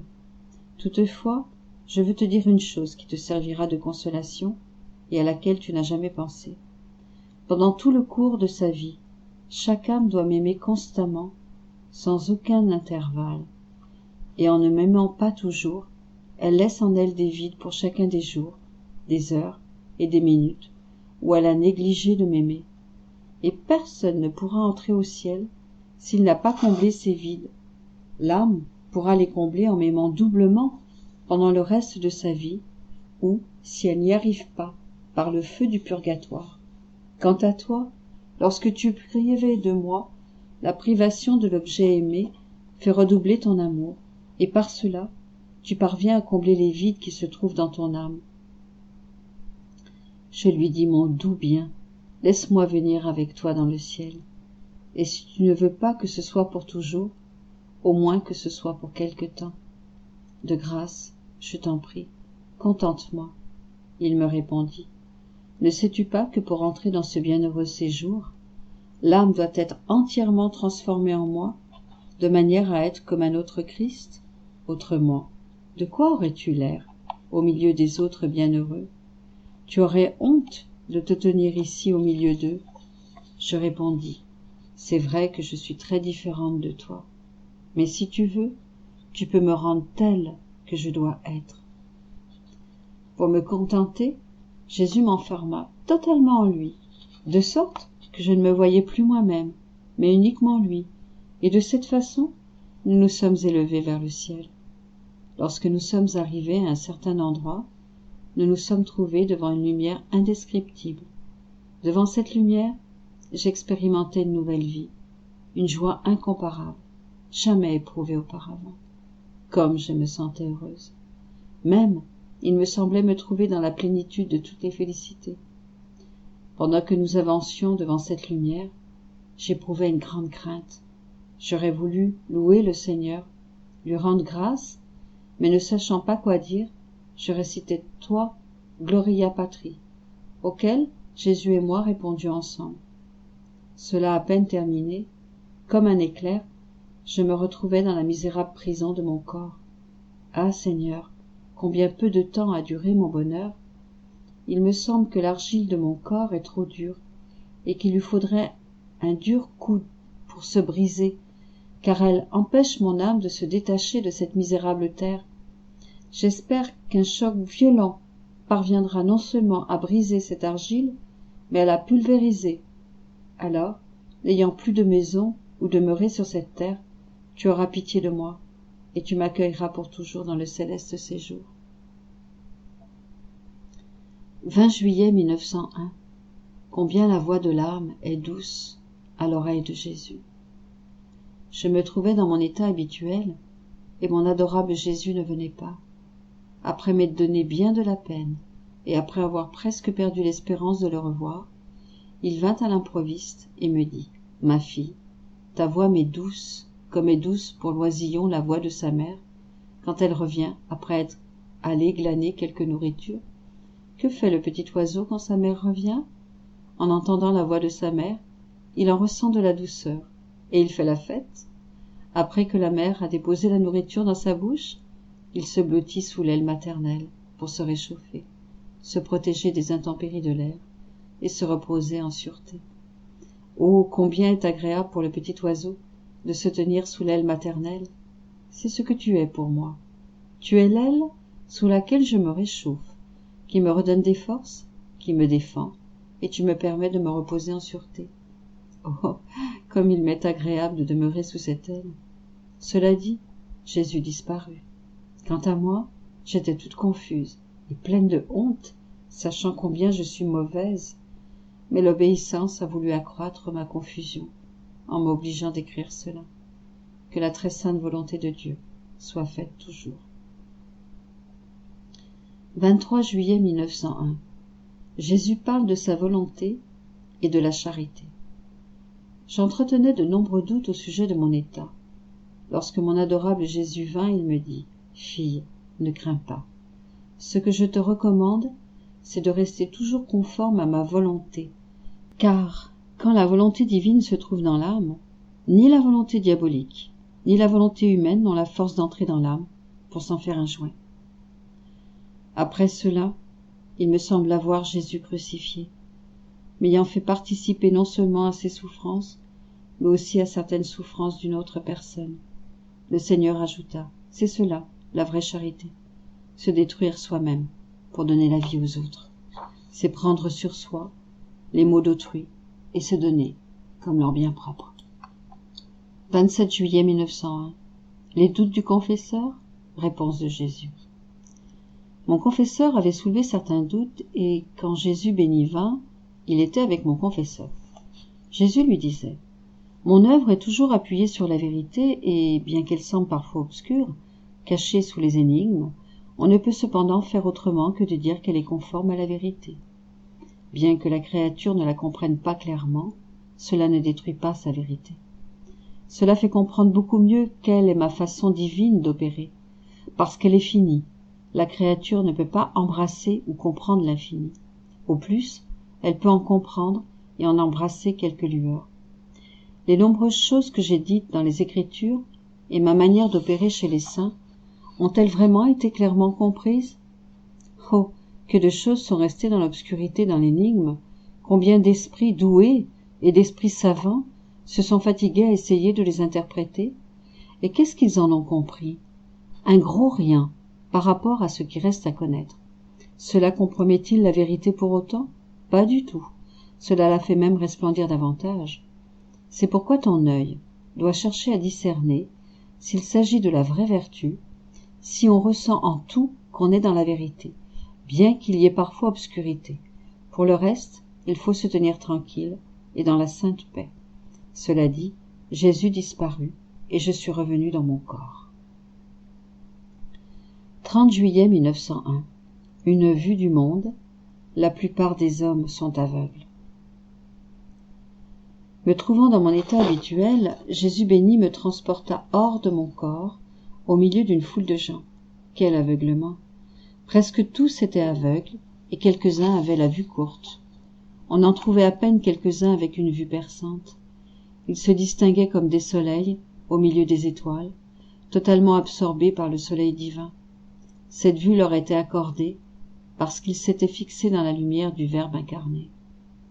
Plein de compassion, Jésus me dit, « Ma fille, combien l'orgueil a ruiné le monde. L'orgueil est arrivé à détruire cette petite lumière de la raison, que tous portent en eux, à leur naissance. Sache cependant que la vertu qui exalte Dieu le plus, c'est l'humilité. La vertu qui exalte le plus la créature devant Dieu et devant les hommes, c'est également l'humilité. » Cela dit, Jésus disparut. Plus tard, il revint tout essoufflé, et affligé, il ajouta, « Ma fille, 3 terribles châtiments sont sur le point de se produire. » Ensuite, il disparut comme un éclair, sans me donner le temps de lui dire un seul mot. 3 août 1901. L'âme qui possède la grâce est puissante sur l'enfer, sur les hommes et sur Dieu. Ce matin, mon adorable Jésus ne venait pas. Après une longue attente, la Vierge Maman vint, en emmenant Jésus presque de force, car il fuyait. Alors, la Vierge très sainte me dit, « Ma fille, ne te fatigue pas de l'appeler, sois importune, cette fuite de Jésus est le signe qu'il va envoyer des châtiments. C'est pourquoi il fuit la vue des personnes aimées. Toi, ne t'arrête pas, car l'âme qui possède la grâce est puissante sur l'enfer, sur les hommes et sur Dieu lui-même. La grâce étant une partie de Dieu, l'âme qui la possède n'a-t-elle pas un grand pouvoir sur ce qu'elle possède? Par la suite, après m'être donné beaucoup de peine, contrainte que j'étais par la maman reine, Jésus vint, mais il avait un aspect imposant et sérieux, de sorte qu'on n'osait pas lui parler. Je ne savais pas comment faire pour qu'il quitte cet aspect si imposant. Je pensais m'avancer pour lui parler, ce que j'ai fait en lui disant des sottises comme « Mon doux bien, aimons-nous. Si nous ne nous aimons pas, qui va nous aimer? Si tu ne te contentes pas de mon amour, qui pourra jamais te contenter? De grâce, donne-moi un signe certain que tu es content de mon amour. Autrement, je vais perdre connaissance, je vais mourir. » Qui pourrait décrire toutes les sottises que j'ai dites? Je crois qu'il vaut mieux passer outre. Cependant, il semble que j'ai réussi à faire cesser cet air imposant de Jésus. Il me dit, « Je serai satisfait de ton amour quand il surpassera les flots des iniquités des hommes. Par conséquent, pense à faire grandir ton amour, et je serai ainsi plus content de toi. » Ensuite, il disparut. 5 août 1901. Comment les mortifications sont les yeux de l'âme. Alors que je me trouvais dans mon état habituel, mon Jésus béni tardait à venir. Je me sentais mourir à cause de son absence. Il vint à l'improviste et me dit, « Ma fille, comme les yeux sont la vue du corps, ainsi la mortification est la vue de l'âme. On peut dire que la mortification est l'œil de l'âme. » Ensuite, il disparut. 6 août 1901. L'amour des bienheureux au ciel est une possession divine, tandis que l'amour des âmes qui cheminent sur cette terre est comme une possession dont Jésus est en train de faire l'acquisition. Ce matin, après que j'eus reçu l'Eucharistie, mon adorable Jésus se fit voir très souffrant et offensé, ce qui m'incita à la compassion. Je le serrai contre moi et lui dis, « Mon doux bien, comme tu es aimable et désirable, comment se fait-il que les hommes ne t'aiment pas? Comment arrive-t-il à t'offenser? En t'aimant, on trouve tout. T'aimer comporte tous les biens, alors que si on ne t'aime pas, tous les biens nous échappent. Pourtant, qui t'aime? Mais de grâce, mon très cher trésor, mets de côté les offenses des hommes, et pendant quelques instants, épanchons ensemble notre amour. » Alors Jésus appela tous les membres de la cour céleste à être les spectateurs de notre amour et dit, « Tout l'amour du ciel ne me satisferait pas si ton amour n'y était pas uni, surtout du fait que cet amour céleste est ma possession que personne ne peut m'enlever, alors que l'amour de ceux qui cheminent sur cette terre est comme une possession dont je suis en train de faire l'acquisition. Puisque ma grâce est une partie de moi-même et que mon être est extrêmement actif, quand la grâce coule pour entrer dans les cœurs, les âmes en route peuvent en faire le commerce, ce qui accroît ses propriétés. J'en éprouve un tel délice que si cela devait me manquer, j'en serais très amer. Voilà pourquoi, sans ton amour, tout l'amour du ciel me satisferait à peine. Toi, sache bien faire bon commerce de mon amour, afin que, en m'aimant en tout, tu me rendes heureux et satisfait. Qui pourrait dire combien je fus stupéfié d'entendre cela, combien de choses j'ai comprises au sujet de l'amour. Mais ma langue ne fait que balbutier, et c'est pourquoi je m'arrête ici. 21 août 1901. La céleste maman enseigne à Louisa le secret du bonheur. Poursuivant dans mon état habituel, je me suis retrouvée hors de mon corps. M'étant mise à la recherche de Jésus, c'est la maman reine que j'ai trouvée. Comme j'étais opprimée, fatiguée, je lui ai dit, « Ma très douce maman, j'ai perdu le chemin pour trouver Jésus. Je ne sais plus où aller, ni quoi faire pour le trouver. C'est en pleurant que je disais cela. Elle me dit, ma fille, suis-moi, et tu trouveras le chemin ainsi que Jésus lui-même. Je vais même t'enseigner le secret, qui te permettra de toujours rester avec Jésus et de vivre toujours contente et heureuse, même sur cette terre. Voici comment. Fixe en toi la pensée que seul Jésus et toi existez dans ce monde, et personne d'autre. Retiens que Jésus est le seul à qui tu dois plaire, le seul avec qui tu dois te complaire, et le seul que tu dois aimer. De lui seul, tu dois t'attendre d'être aimé et contenté en tout. En vivant de cette manière, toi avec Jésus, tu ne te laisseras plus impressionner si tu es entouré de mépris ou de louanges, de parents ou d'étrangers, d'amis ou d'ennemis. Seul Jésus sera tout ton bonheur et Jésus seul te suffira en tout. Ma fille, aussi longtemps que tout ce qui existe ici-bas ne disparaîtra pas totalement de ton âme, tu ne pourras pas trouver un vrai et perpétuel bonheur. Pendant qu'elle disait cela, Jésus sortit comme d'un éclair et se trouva au milieu de nous. Je l'ai saisi et je l'ai emmené avec moi. Après, je me suis retrouvée dans mon corps. 2 septembre 1901. Jésus parle de l'Église et de la société actuelle. Ce matin, j'ai vu mon adorable Jésus avec le Saint-Père.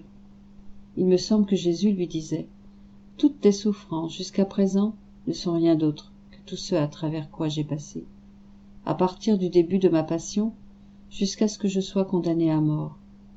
Mon petit fils, il ne te reste rien d'autre que de porter ta croix jusqu'au calvaire. » Pendant qu'il disait cela, il semblait que Jésus béni prenait une croix et la plaçait sur les épaules du Saint-Père, en l'aidant à la porter. Jésus ajouta « Mon Église ressemble à une moribonde, surtout en ce qui concerne les conditions sociales. Il semble que ses ennemis attendent, avec anxiété, son cri de mort.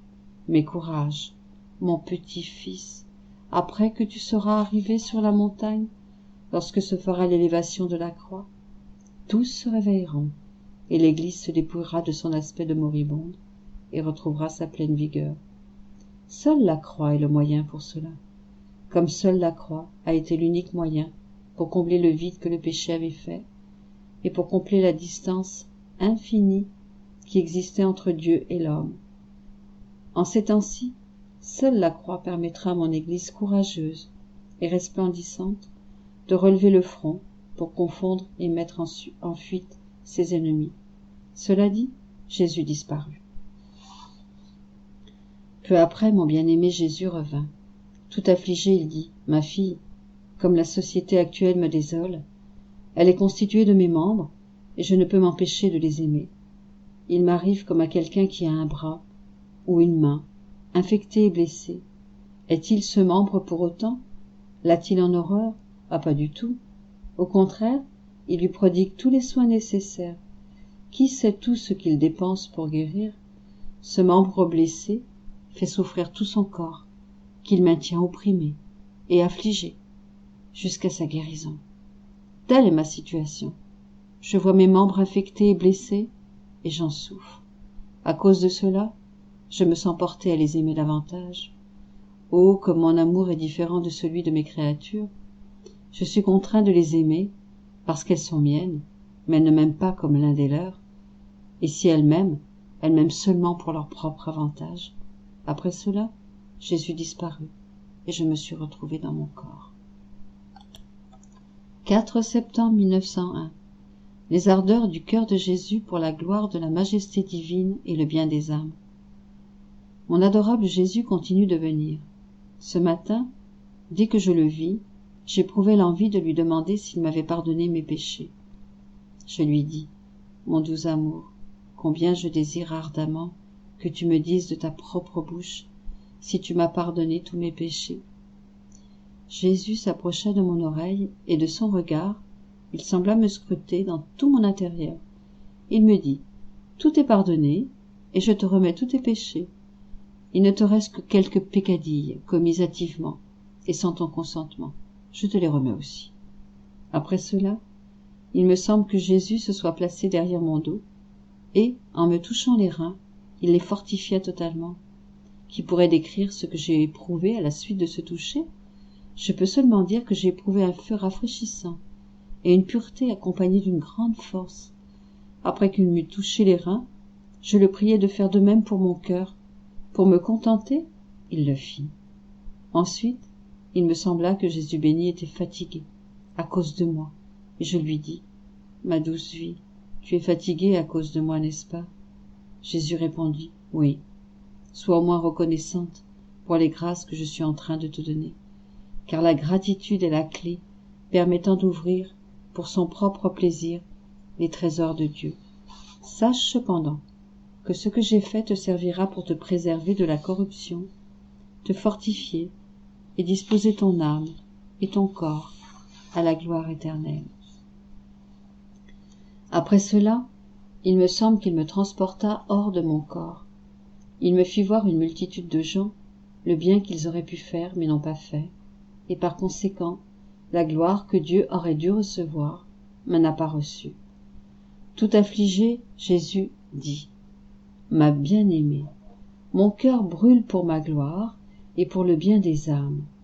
Le bien que les gens omettent de faire crée des vides par rapport à ma gloire et à leur âme. Même s'ils ne font pas de mal, en ne faisant pas le bien qu'ils pourraient faire, ces gens ressemblent à ces chambres vides, qui, bien que belles, n'ont rien qui attire l'admiration ou frappe le regard. Par conséquent, le propriétaire n'en reçoit aucune gloire. S'ils font une bonne action et en négligent une autre, ces gens sont comme ces chambres dépouillées, dans lesquelles on aperçoit à peine quelques objets disposés sans ordre. Ma bien-aimée, entre en moi pour prendre part aux souffrances des ardeurs de mon cœur. Il les vit pour la gloire de la majesté divine et pour le bien des âmes. Cherche à combler ces vides de ma gloire. Tu pourras le faire en ne laissant passer aucun moment de ta vie qui ne soit uni à ma vie. En d'autres mots, à toutes tes actions, qu'il s'agisse de la prière ou de la souffrance, du repos ou du travail, du silence ou de la conversion, de la tristesse ou de l'allégresse, ou même de la nourriture que tu prends, en somme, à tout ce qui peut t'arriver, tu adjoindras l'intention de me donner toute la gloire qui devrait m'être donnée à travers ces actions. Tu y ajouteras l'intention de suppléer pour le bien que les âmes devraient faire, mais ne font pas, et de suppléer pour la gloire non reçue, à cause de cela. Si tu fais cela, tu combleras en quelque sorte les vides dans la gloire que je dois recevoir des créatures, et mon cœur en éprouvera un rafraîchissement dans ses ardeurs. De ce rafraîchissement découleront des ruisseaux de grâce, au bénéfice des mortels, ce qui leur infusera une plus grande force pour faire le bien. Ensuite, je revins dans mon corps. 5 septembre 1901. Le véritable amour supplée à tout. Lorsque mon bien-aimé Jésus revint, j'éprouvais presque la crainte de ne pas correspondre aux grâces que le Seigneur me fait, à la suite de cette parole qu'il m'a dite antérieurement et qui s'était imprimée en moi. Au moins, sois reconnaissante. En me voyant avec cette crainte, Jésus me dit, « Ma fille, courage, ne crains pas, l'amour suppléera à tout. D'ailleurs, en appliquant vraiment ta volonté à faire ce que je veux, même si tu manques quelquefois, je suppléerai. Donc ne crains pas. Sache cependant que le véritable amour est ingénieux et que le vrai génie parvient à tout. Quand un amour aimant se trouve dans une âme, un amour qui se désole des souffrances de la personne aimée, comme si ces souffrances étaient siennes, un amour qui en vient à prendre sur soi de souffrir ce que devrait souffrir la personne aimée, cet amour-là est le plus héroïque. Il est celui qui ressemble le plus à mon amour. De fait, il est très difficile de trouver quelqu'un qui soit prêt à livrer sa propre vie. Si dans tout ton être, il n'y a rien d'autre que de l'amour, alors, si tu n'arrives pas à me plaire d'une façon, tu arriveras à le faire d'une autre. Je te dis de plus que si tu es en possession de ces 3 amours, il m'arrivera comme il arrive à quelqu'un qui est injurié, offensé et outragé par tous, bien que parmi tant de gens il y en a un qui l'aime, qui a pitié de lui et qui fait réparation pour tous. Que fait cette personne? Elle fixe son regard sur la personne aimée, et trouvant en elle la réparation, il oublie tous les outrages, et il donne ses faveurs et ses grâces. à ceux-là même qui l'outragent. 9 septembre 1901. La puissance de nos intentions dans nos actions. Ce matin, mon adorable Jésus ne venait pas. Alors que mon esprit était occupé à considérer le mystère du couronnement d'épines, je me suis souvenu qu'en d'autres occasions, pendant que je méditais sur ce mystère, le Seigneur s'était plu à enlever de sa tête la couronne d'épines et à l'enfoncer sur la mienne, et je me suis dit intérieurement: « Ah, Seigneur, je ne suis plus digne de souffrir tes épines ?» Jésus vint tout à l'improviste et me dit: « Ma fille, quand tu souffres de mes propres épines, tu me soulages, et pendant que tu en souffres, je me sens tout à fait libéré de ces souffrances. D'autre part, quand tu t'humilies et que tu te crois indigne de les souffrir, alors tu me fais réparation pour tous les péchés d'orgueil qui se commettent dans le monde. » Je lui dis: « Ah, Seigneur, pour toutes les gouttes de sang et les larmes que tu as versées, pour toutes les épines dont tu as souffert, pour toutes les blessures que tu as reçues, je veux te donner autant de gloire que celle qu'auraient dû te donner toutes les créatures si le péché d'orgueil n'avait pas existé. Je veux aussi te demander pour toutes les créatures toutes les grâces nécessaires pour la destruction du péché d'orgueil. » Pendant que je disais cela, j'ai vu que Jésus contenait en lui le monde entier, de la même façon qu'une machine contient en elle toutes ses pièces. Toutes les créatures se remuaient en Jésus, et Jésus se déplaçait vers elles. Il semblait que Jésus recevait la gloire de mon intention, et que les créatures revenaient vers lui pour pouvoir recevoir le bien que j'avais invoqué pour elles. J'étais stupéfaite. En voyant mon étonnement, Jésus me dit: « Tout cela te semble surprenant, n'est-ce pas? Ce que tu as fait semble insignifiant, mais pourtant, il n'en est pas ainsi. Que de bien on pourrait faire si on répétait cette intention, mais on ne le fait pas. » Cela dit, il disparut. 10 septembre 1901. Unir nos actions à celles de Jésus, c'est continuer sa vie sur la terre. Je continue de faire ce que Jésus béni m'a enseigné, le 4e jour de ce mois, bien que parfois je suis distraite. Lorsque j'oublie, il me semble que Jésus veille dans mon intérieur et le fait pour moi. Alors je rougis et immédiatement je m'unis à lui et je fais l'offrande de ce que je suis en train de faire.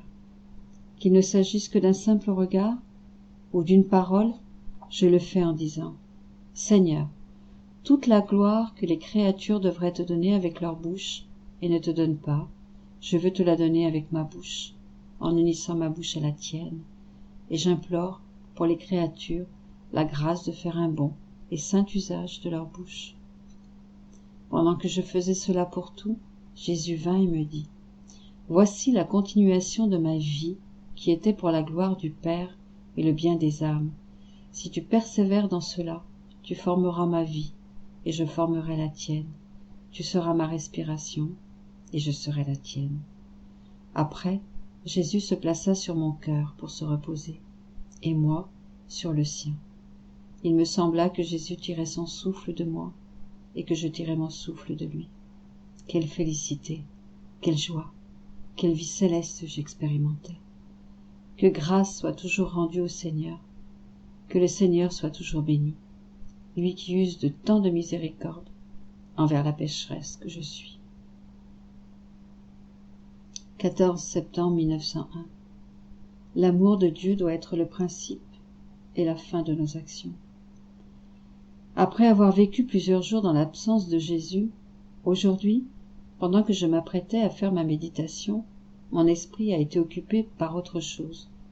Par le moyen d'une lumière intérieure, j'ai compris que quand l'âme sort du corps, elle entre en Dieu. Dieu étant très pur amour, l'âme entre en lui quand elle est totalement amour. Dieu ne reçoit personne en lui qui ne soit en tout semblable à lui. En trouvant une âme qui est tout amour, Dieu l'accueille et la fait participer à tous ses dons. Sans être dans le ciel, nous pouvons demeurer en Dieu comme nous demeurons ici-bas dans notre chambre. Il me semble qu'on peut faire cela même pendant notre vie terrestre, ce qui nous épargne de souffrir et nous épargnera du feu du purgatoire. Ainsi, au terme de notre vie terrestre, nous serons introduits immédiatement, sans aucun délai, en Dieu, notre plus grand bien. Il me semble comprendre la chose ainsi. Les bûches sont l'aliment du feu, et c'est quand on s'aperçoit qu'elles ne produisent plus de fumée qu'on est sûr qu'elles sont totalement transformées en feu. Le principe et la fin de toutes nos actions doivent être le feu de l'amour de Dieu. Les bûches qui doivent alimenter ce feu sont les croix et les mortifications. La fumée qui s'élève au milieu des bûches et du feu est formée de nos passions et nos penchants mauvais qui refont souvent surface. Le signe que tout en nous est consumé par le feu, c'est quand nos passions demeurent en place et que nous n'éprouvons plus de penchant pour tout ce qui ne regarde pas Dieu. Il semble que grâce à ce feu de l'amour de Dieu, nous sommes libérés pour habiter en notre Dieu sans aucun obstacle. Nous arriverons ainsi à jouir du paradis dès cette terre. 15 septembre 1901. Celui qui fuit la croix est dans l'obscurité. Ce matin, mon adorable Jésus est venu tout glorieux, avec ses plaies resplendissantes plus que le soleil, et avec une croix dans la main. Je voyais aussi une roue, avec 4 angles ensaillis. Il semblait que la lumière s'échappait d'un de ces angles, et que le côté d'où la lumière s'échappait était dans l'obscurité. Il y avait des gens qui se trouvaient dans cette obscurité, comme abandonnés par Dieu. On voyait des guerres sanglantes qui se succédaient contre l'Église et entre les gens eux-mêmes. Ah, il me semblait que les choses dont Jésus le béni m'avait parlé auparavant, concernant l'avenir, s'approchaient d'un pas rapide. En voyant tout cela, notre Seigneur était ému de compassion. Il s'est approché de la partie obscure de la roue, et il a jeté dessus la croix qu'il tenait dans sa main, en disant d'une voix sonore « Gloire à la croix !» Il me semblait que cette croix rappelait la lumière, alors que les peuples, en se réveillant, imploraient aide et secours. Jésus répéta « Tout le triomphe et la gloire viendront de la croix. Autrement, les remèdes aggraveront les maux eux-mêmes. Donc, la croix, la croix. Qui pourrait décrire combien je fus affligée et inquiète de ce qui pourra arriver. 2 octobre 1901. Jésus amène Louisa au ciel.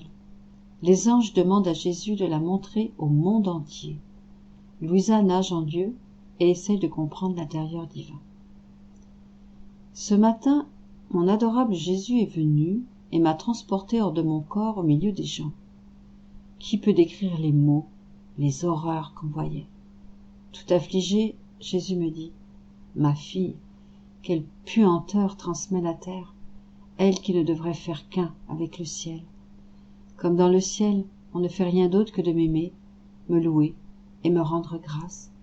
L'écho du ciel devrait absorber l'écho de la terre, les 2 échos n'en formant qu'un, mais la terre est devenue insupportable.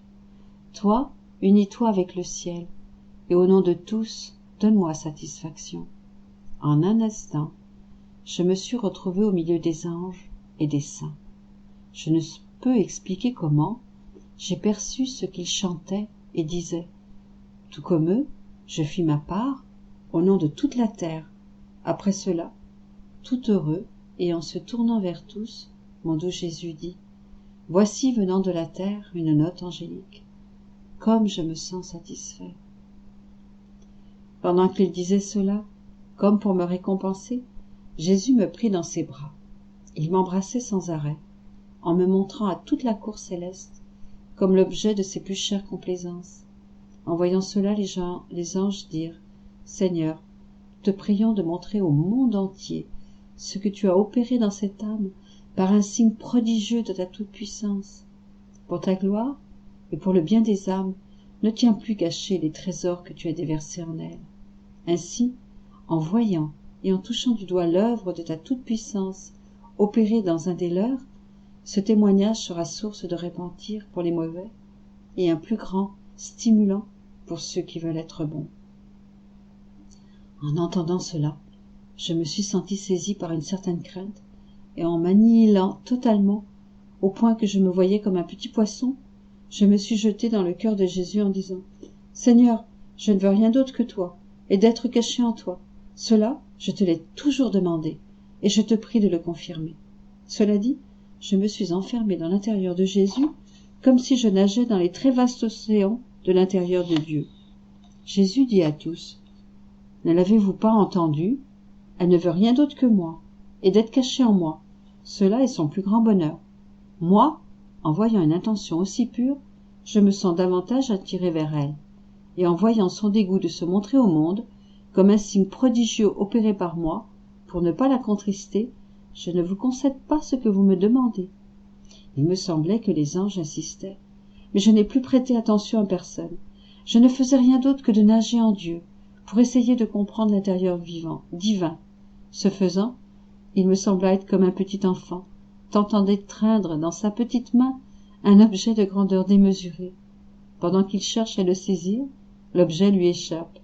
C'est à peine s'il arrive à le toucher, de sorte que l'enfant ne peut dire combien il pèse, ni quelle est sa grandeur. Ou encore, je suis comme cet autre enfant, qui n'est pas parvenu à faire des études avancées. Avec anxiété, il essaie de tout apprendre en peu de temps, mais il arrive à peine à apprendre les premières lettres de l'alphabet. Ainsi, la créature ne peut dire autre chose que « Je l'ai touché, il est beau, il est immense, il n'y a pas de bien qu'il ne possède pas. Quel est son degré de beauté? Quelle est sa grandeur? Combien de biens possède-t-il? Je ne peux pas le dire. » Ainsi, la créature ne peut dire de Dieu que les premières lettres de l'alphabet, et elle doit laisser tomber toute étude avancée, même au ciel, en tant que créature. Mes très chers frères les anges et les saints n'ont pas la capacité de tout comprendre au sujet de leur créature.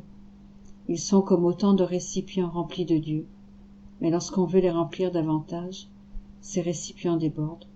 Je crois que je suis en train de dire beaucoup de sottises, c'est pourquoi je m'arrête. 3 octobre 1901. Louisa s'offre au Seigneur d'une façon spéciale. La volonté humaine est le plus grand obstacle à l'union à Dieu.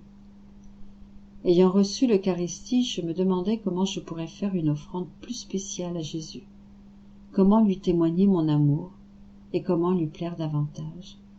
Alors je lui ai dit, « Mon très bien-aimé Jésus, je t'offre mon cœur pour satisfaire envers toi et pour chanter tes louanges éternelles. Je t'offre tout mon être, même les moindres parcelles de mon corps, comme autant de murailles que j'érige devant toi pour empêcher toute offense d'être commise contre toi. Si c'est possible, je prends sur moi toutes ces offenses pour ton plaisir jusqu'au jour du jugement. Et comme je veux que mon offrande soit complète et te donne satisfaction pour tous, mon intention est que toutes les souffrances que je vivrai, en prenant sur moi les offenses qu'on te fait, te procurent toute cette gloire que les saints qui sont dans le ciel auraient dû te donner quand ils étaient sur la terre. Toute cette gloire que devraient te donner les âmes du purgatoire, et toute cette gloire qui te revient provenant de tous les hommes passés, présents et futurs. Cette offrande, je te l'offre pour tous, en général, et pour chacun en particulier. À peine avais-je fini de parler, que Jésus béni, tout ému par cette offrande, me dit, « Ma bien-aimée, tu ne peux pas comprendre le grand bonheur que tu m'as donné, en t'offrant de cette façon. Tu as pensé toutes mes blessures, et m'as donné une satisfaction pour toutes les offenses passées, présentes et futures. Pendant toute l'éternité, je considérerai ton offrande comme une pierre des plus précieuses, qui me glorifiera éternellement. Chaque fois que je la regarderai, je te donnerai une nouvelle et plus grande gloire éternelle. Ma fille, il ne peut y avoir de plus grand obstacle qui empêche l'union entre moi et les créatures et qui s'oppose à ma grâce que la volonté propre. Toi, en m'offrant ton cœur pour me donner satisfaction, tu t'es vidé de toi-même, et moi, en te voyant vidé de toi-même, je me suis déversé totalement en toi.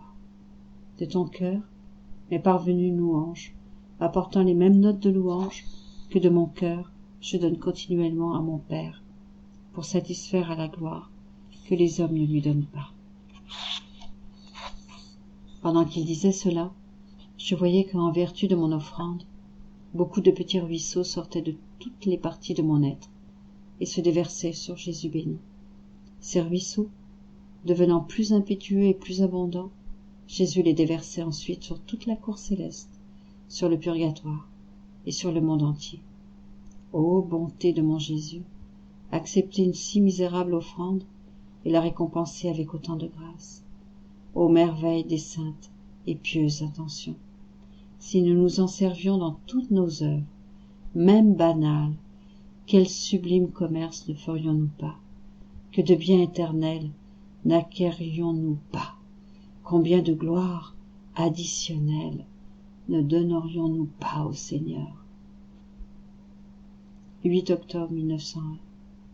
Lorsque l'âme opère en union avec Jésus, ses actes ont les mêmes effets que les actes de Jésus. La valeur de l'intention. Ce matin, j'avais beaucoup de mal à attendre mon adorable Jésus. Pourtant, pendant que je l'attendais, je faisais tout ce que je pouvais pour unir toutes mes actions à l'intérieur de notre Seigneur. J'y ajoutais l'intention de lui donner toute cette gloire et toutes ces réparations qui proviennent de sa très sainte humanité. Pendant que je faisais ainsi, Jésus béni est venu et m'a dit, « Ma fille, lorsque l'âme se sert de mon humanité pour faire tout ce qu'elle fait, ne serait-ce qu'une pensée, une respiration ou un acte quelconque, ces actions sont comme autant de pierres précieuses qui sortent de mon humanité et se présentent devant la divinité. Et puisqu'elles sont produites par le moyen de mon humanité, ces actions ont les mêmes effets que les œuvres que j'accomplissais quand j'étais sur la terre. Je dis, ah Seigneur, j'éprouve un certain doute face à ce que tu dis.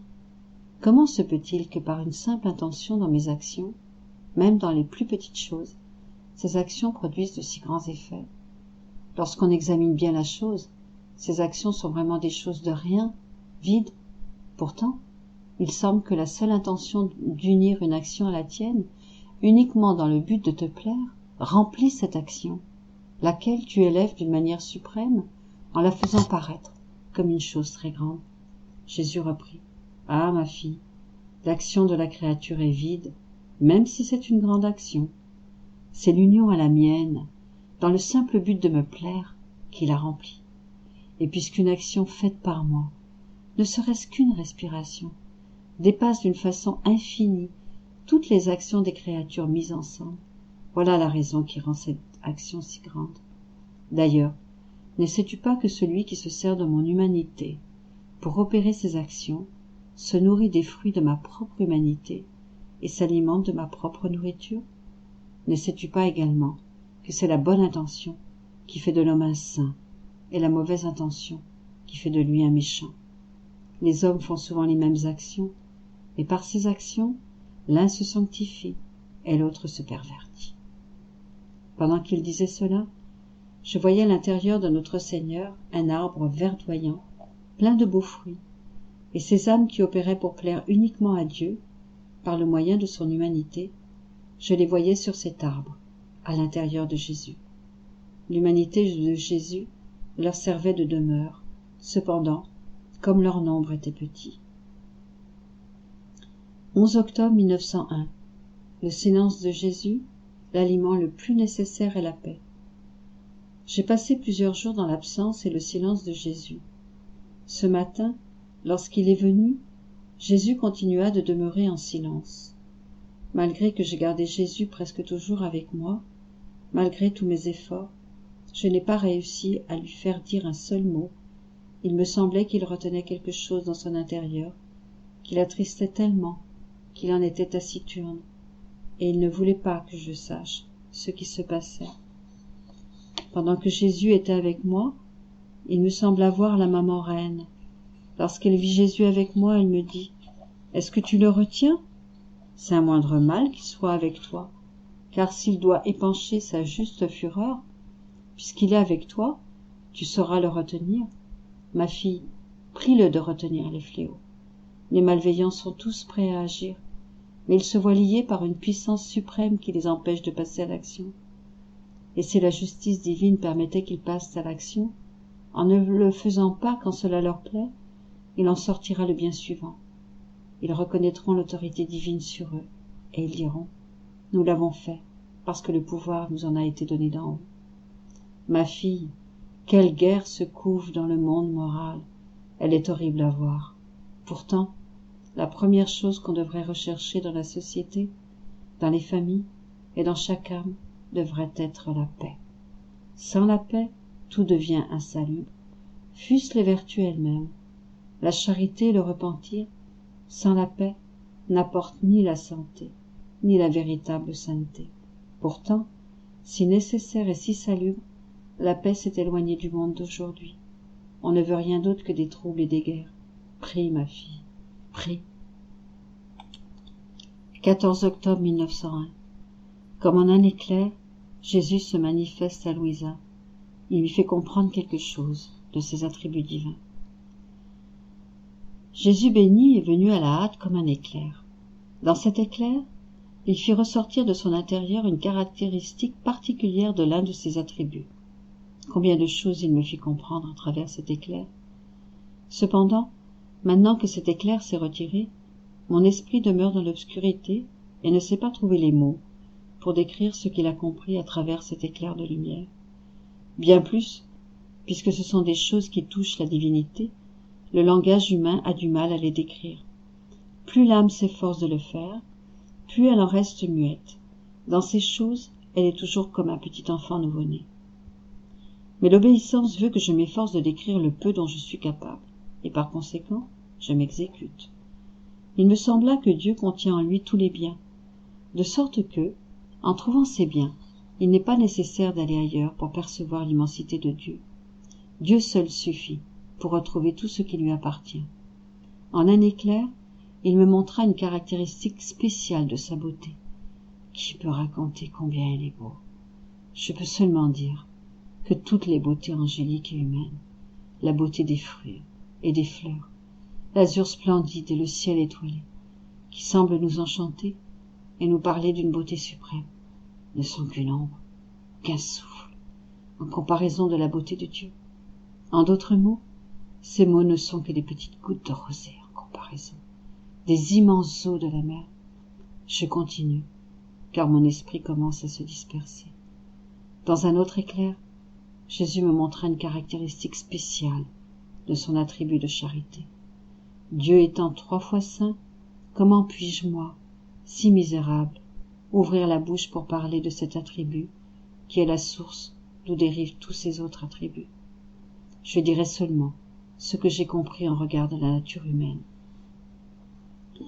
J'ai compris que lorsque Dieu nous crée, cet attribut de la charité se déverse en nous et nous remplit totalement, de sorte que si l'âme correspond, notre nature devrait se transformer en charité pour Dieu.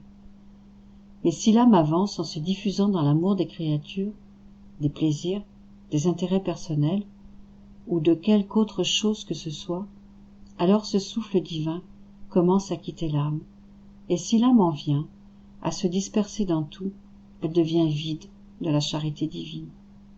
Et comme on n'entre pas dans le ciel, à moins d'être un tout de charité très pure et toute divine, si l'âme parvient au salut, elle ira recouvrer ce souffle de charité, reçu au moment de sa création, dans les flammes du purgatoire, d'où elle ne sortira que lorsqu'elle débordera de charité. Qui sait quelle longue étape elle aura à franchir en ce lieu d'expiation. S'il en est ainsi de la créature, qu'en est-il donc du Créateur? Je crois que je suis en train de dire beaucoup de sottises, mais je ne m'en étonne pas, puisque je ne suis pas du tout douée. Je suis une pure ignorante. S'il y a quelque chose de véridique dans ces écrits, cela ne vient pas de moi, mais de Dieu. Quant à moi, je demeure toujours la petite ignorante que je suis. 21 octobre 1901. L'intention droite, tout ce qu'on ne fait pas pour Dieu, est dispersé comme de la poussière emportée par un vent violent. Ce matin, Jésus béni est venu. Il me sembla qu'il faisait un cercle avec ses bras, comme pour m'y enfermer. Pendant qu'il m'étreignait, il me dit, « Ma fille, quand l'âme fait tout pour moi, tout reste enfermé à l'intérieur de ce cercle. Rien ne sort à l'extérieur. Pas même un soupir, un battement de cœur ou un quelconque mouvement. Tout entre en moi, et en moi, tout est compilé. En récompense, je ramène tout dans l'âme, mais redoublé de grâce. L'âme, en déversant cela de nouveau en moi, et moi de nouveau en elle, en vient à acquérir un capital surprenant de grâce. Et tout cela fait mes délices. Donner à la créature ce qu'elle m'a donné, comme si cela était sien, en y ajoutant toujours du mien. Celui qui, par ingratitude, empêche que je lui donne ce que je veux, me prive de mes innocents plaisirs. Celui qui n'agit pas pour moi, tout ce qu'il fait sort de mon cercle, et est dispersé comme de la poussière, emporté par un vent violent. 25 octobre 1901. La privation fait connaître d'où viennent les choses, ainsi que leur valeur. J'ai passé plusieurs jours dans la crainte et les doutes au sujet de mon état. Je croyais qu'il était entièrement le fruit de mon imagination. Parfois, mon esprit se fixait tellement sur cela que j'en arrivais à me plaindre à notre Seigneur et à me déplaire en sa présence en lui disant « Quelle souffrance, quelle disgrâce que d'avoir été victime de mon imagination. Je croyais te voir et, au contraire, c'était totalement une hallucination de mon imagination. Je croyais accomplir ta volonté en demeurant pendant tout ce temps dans ce lit, mais qui sait si cela n'était pas aussi un fruit de mon imagination. Seigneur, seulement à y penser me fait souffrir et m'épouvante. Ta volonté adoucit tout, mais cela me rend amer, jusque dans la moelle de mes os. De grâce, donne-moi la force de sortir de cet état imaginaire. Je me fixais tellement sur cette pensée que je ne pouvais plus me distraire, de sorte que j'arrivais à penser que mon imagination m'avait préparé une place en enfer. Je cherchais à me débarrasser de cette pensée en disant « Eh bien, je me servirai de mon imagination pour aimer Jésus en enfer. » Pendant que je me trouvais dans cet état d'obsession, Jésus béni voulut accroître ma situation douloureuse.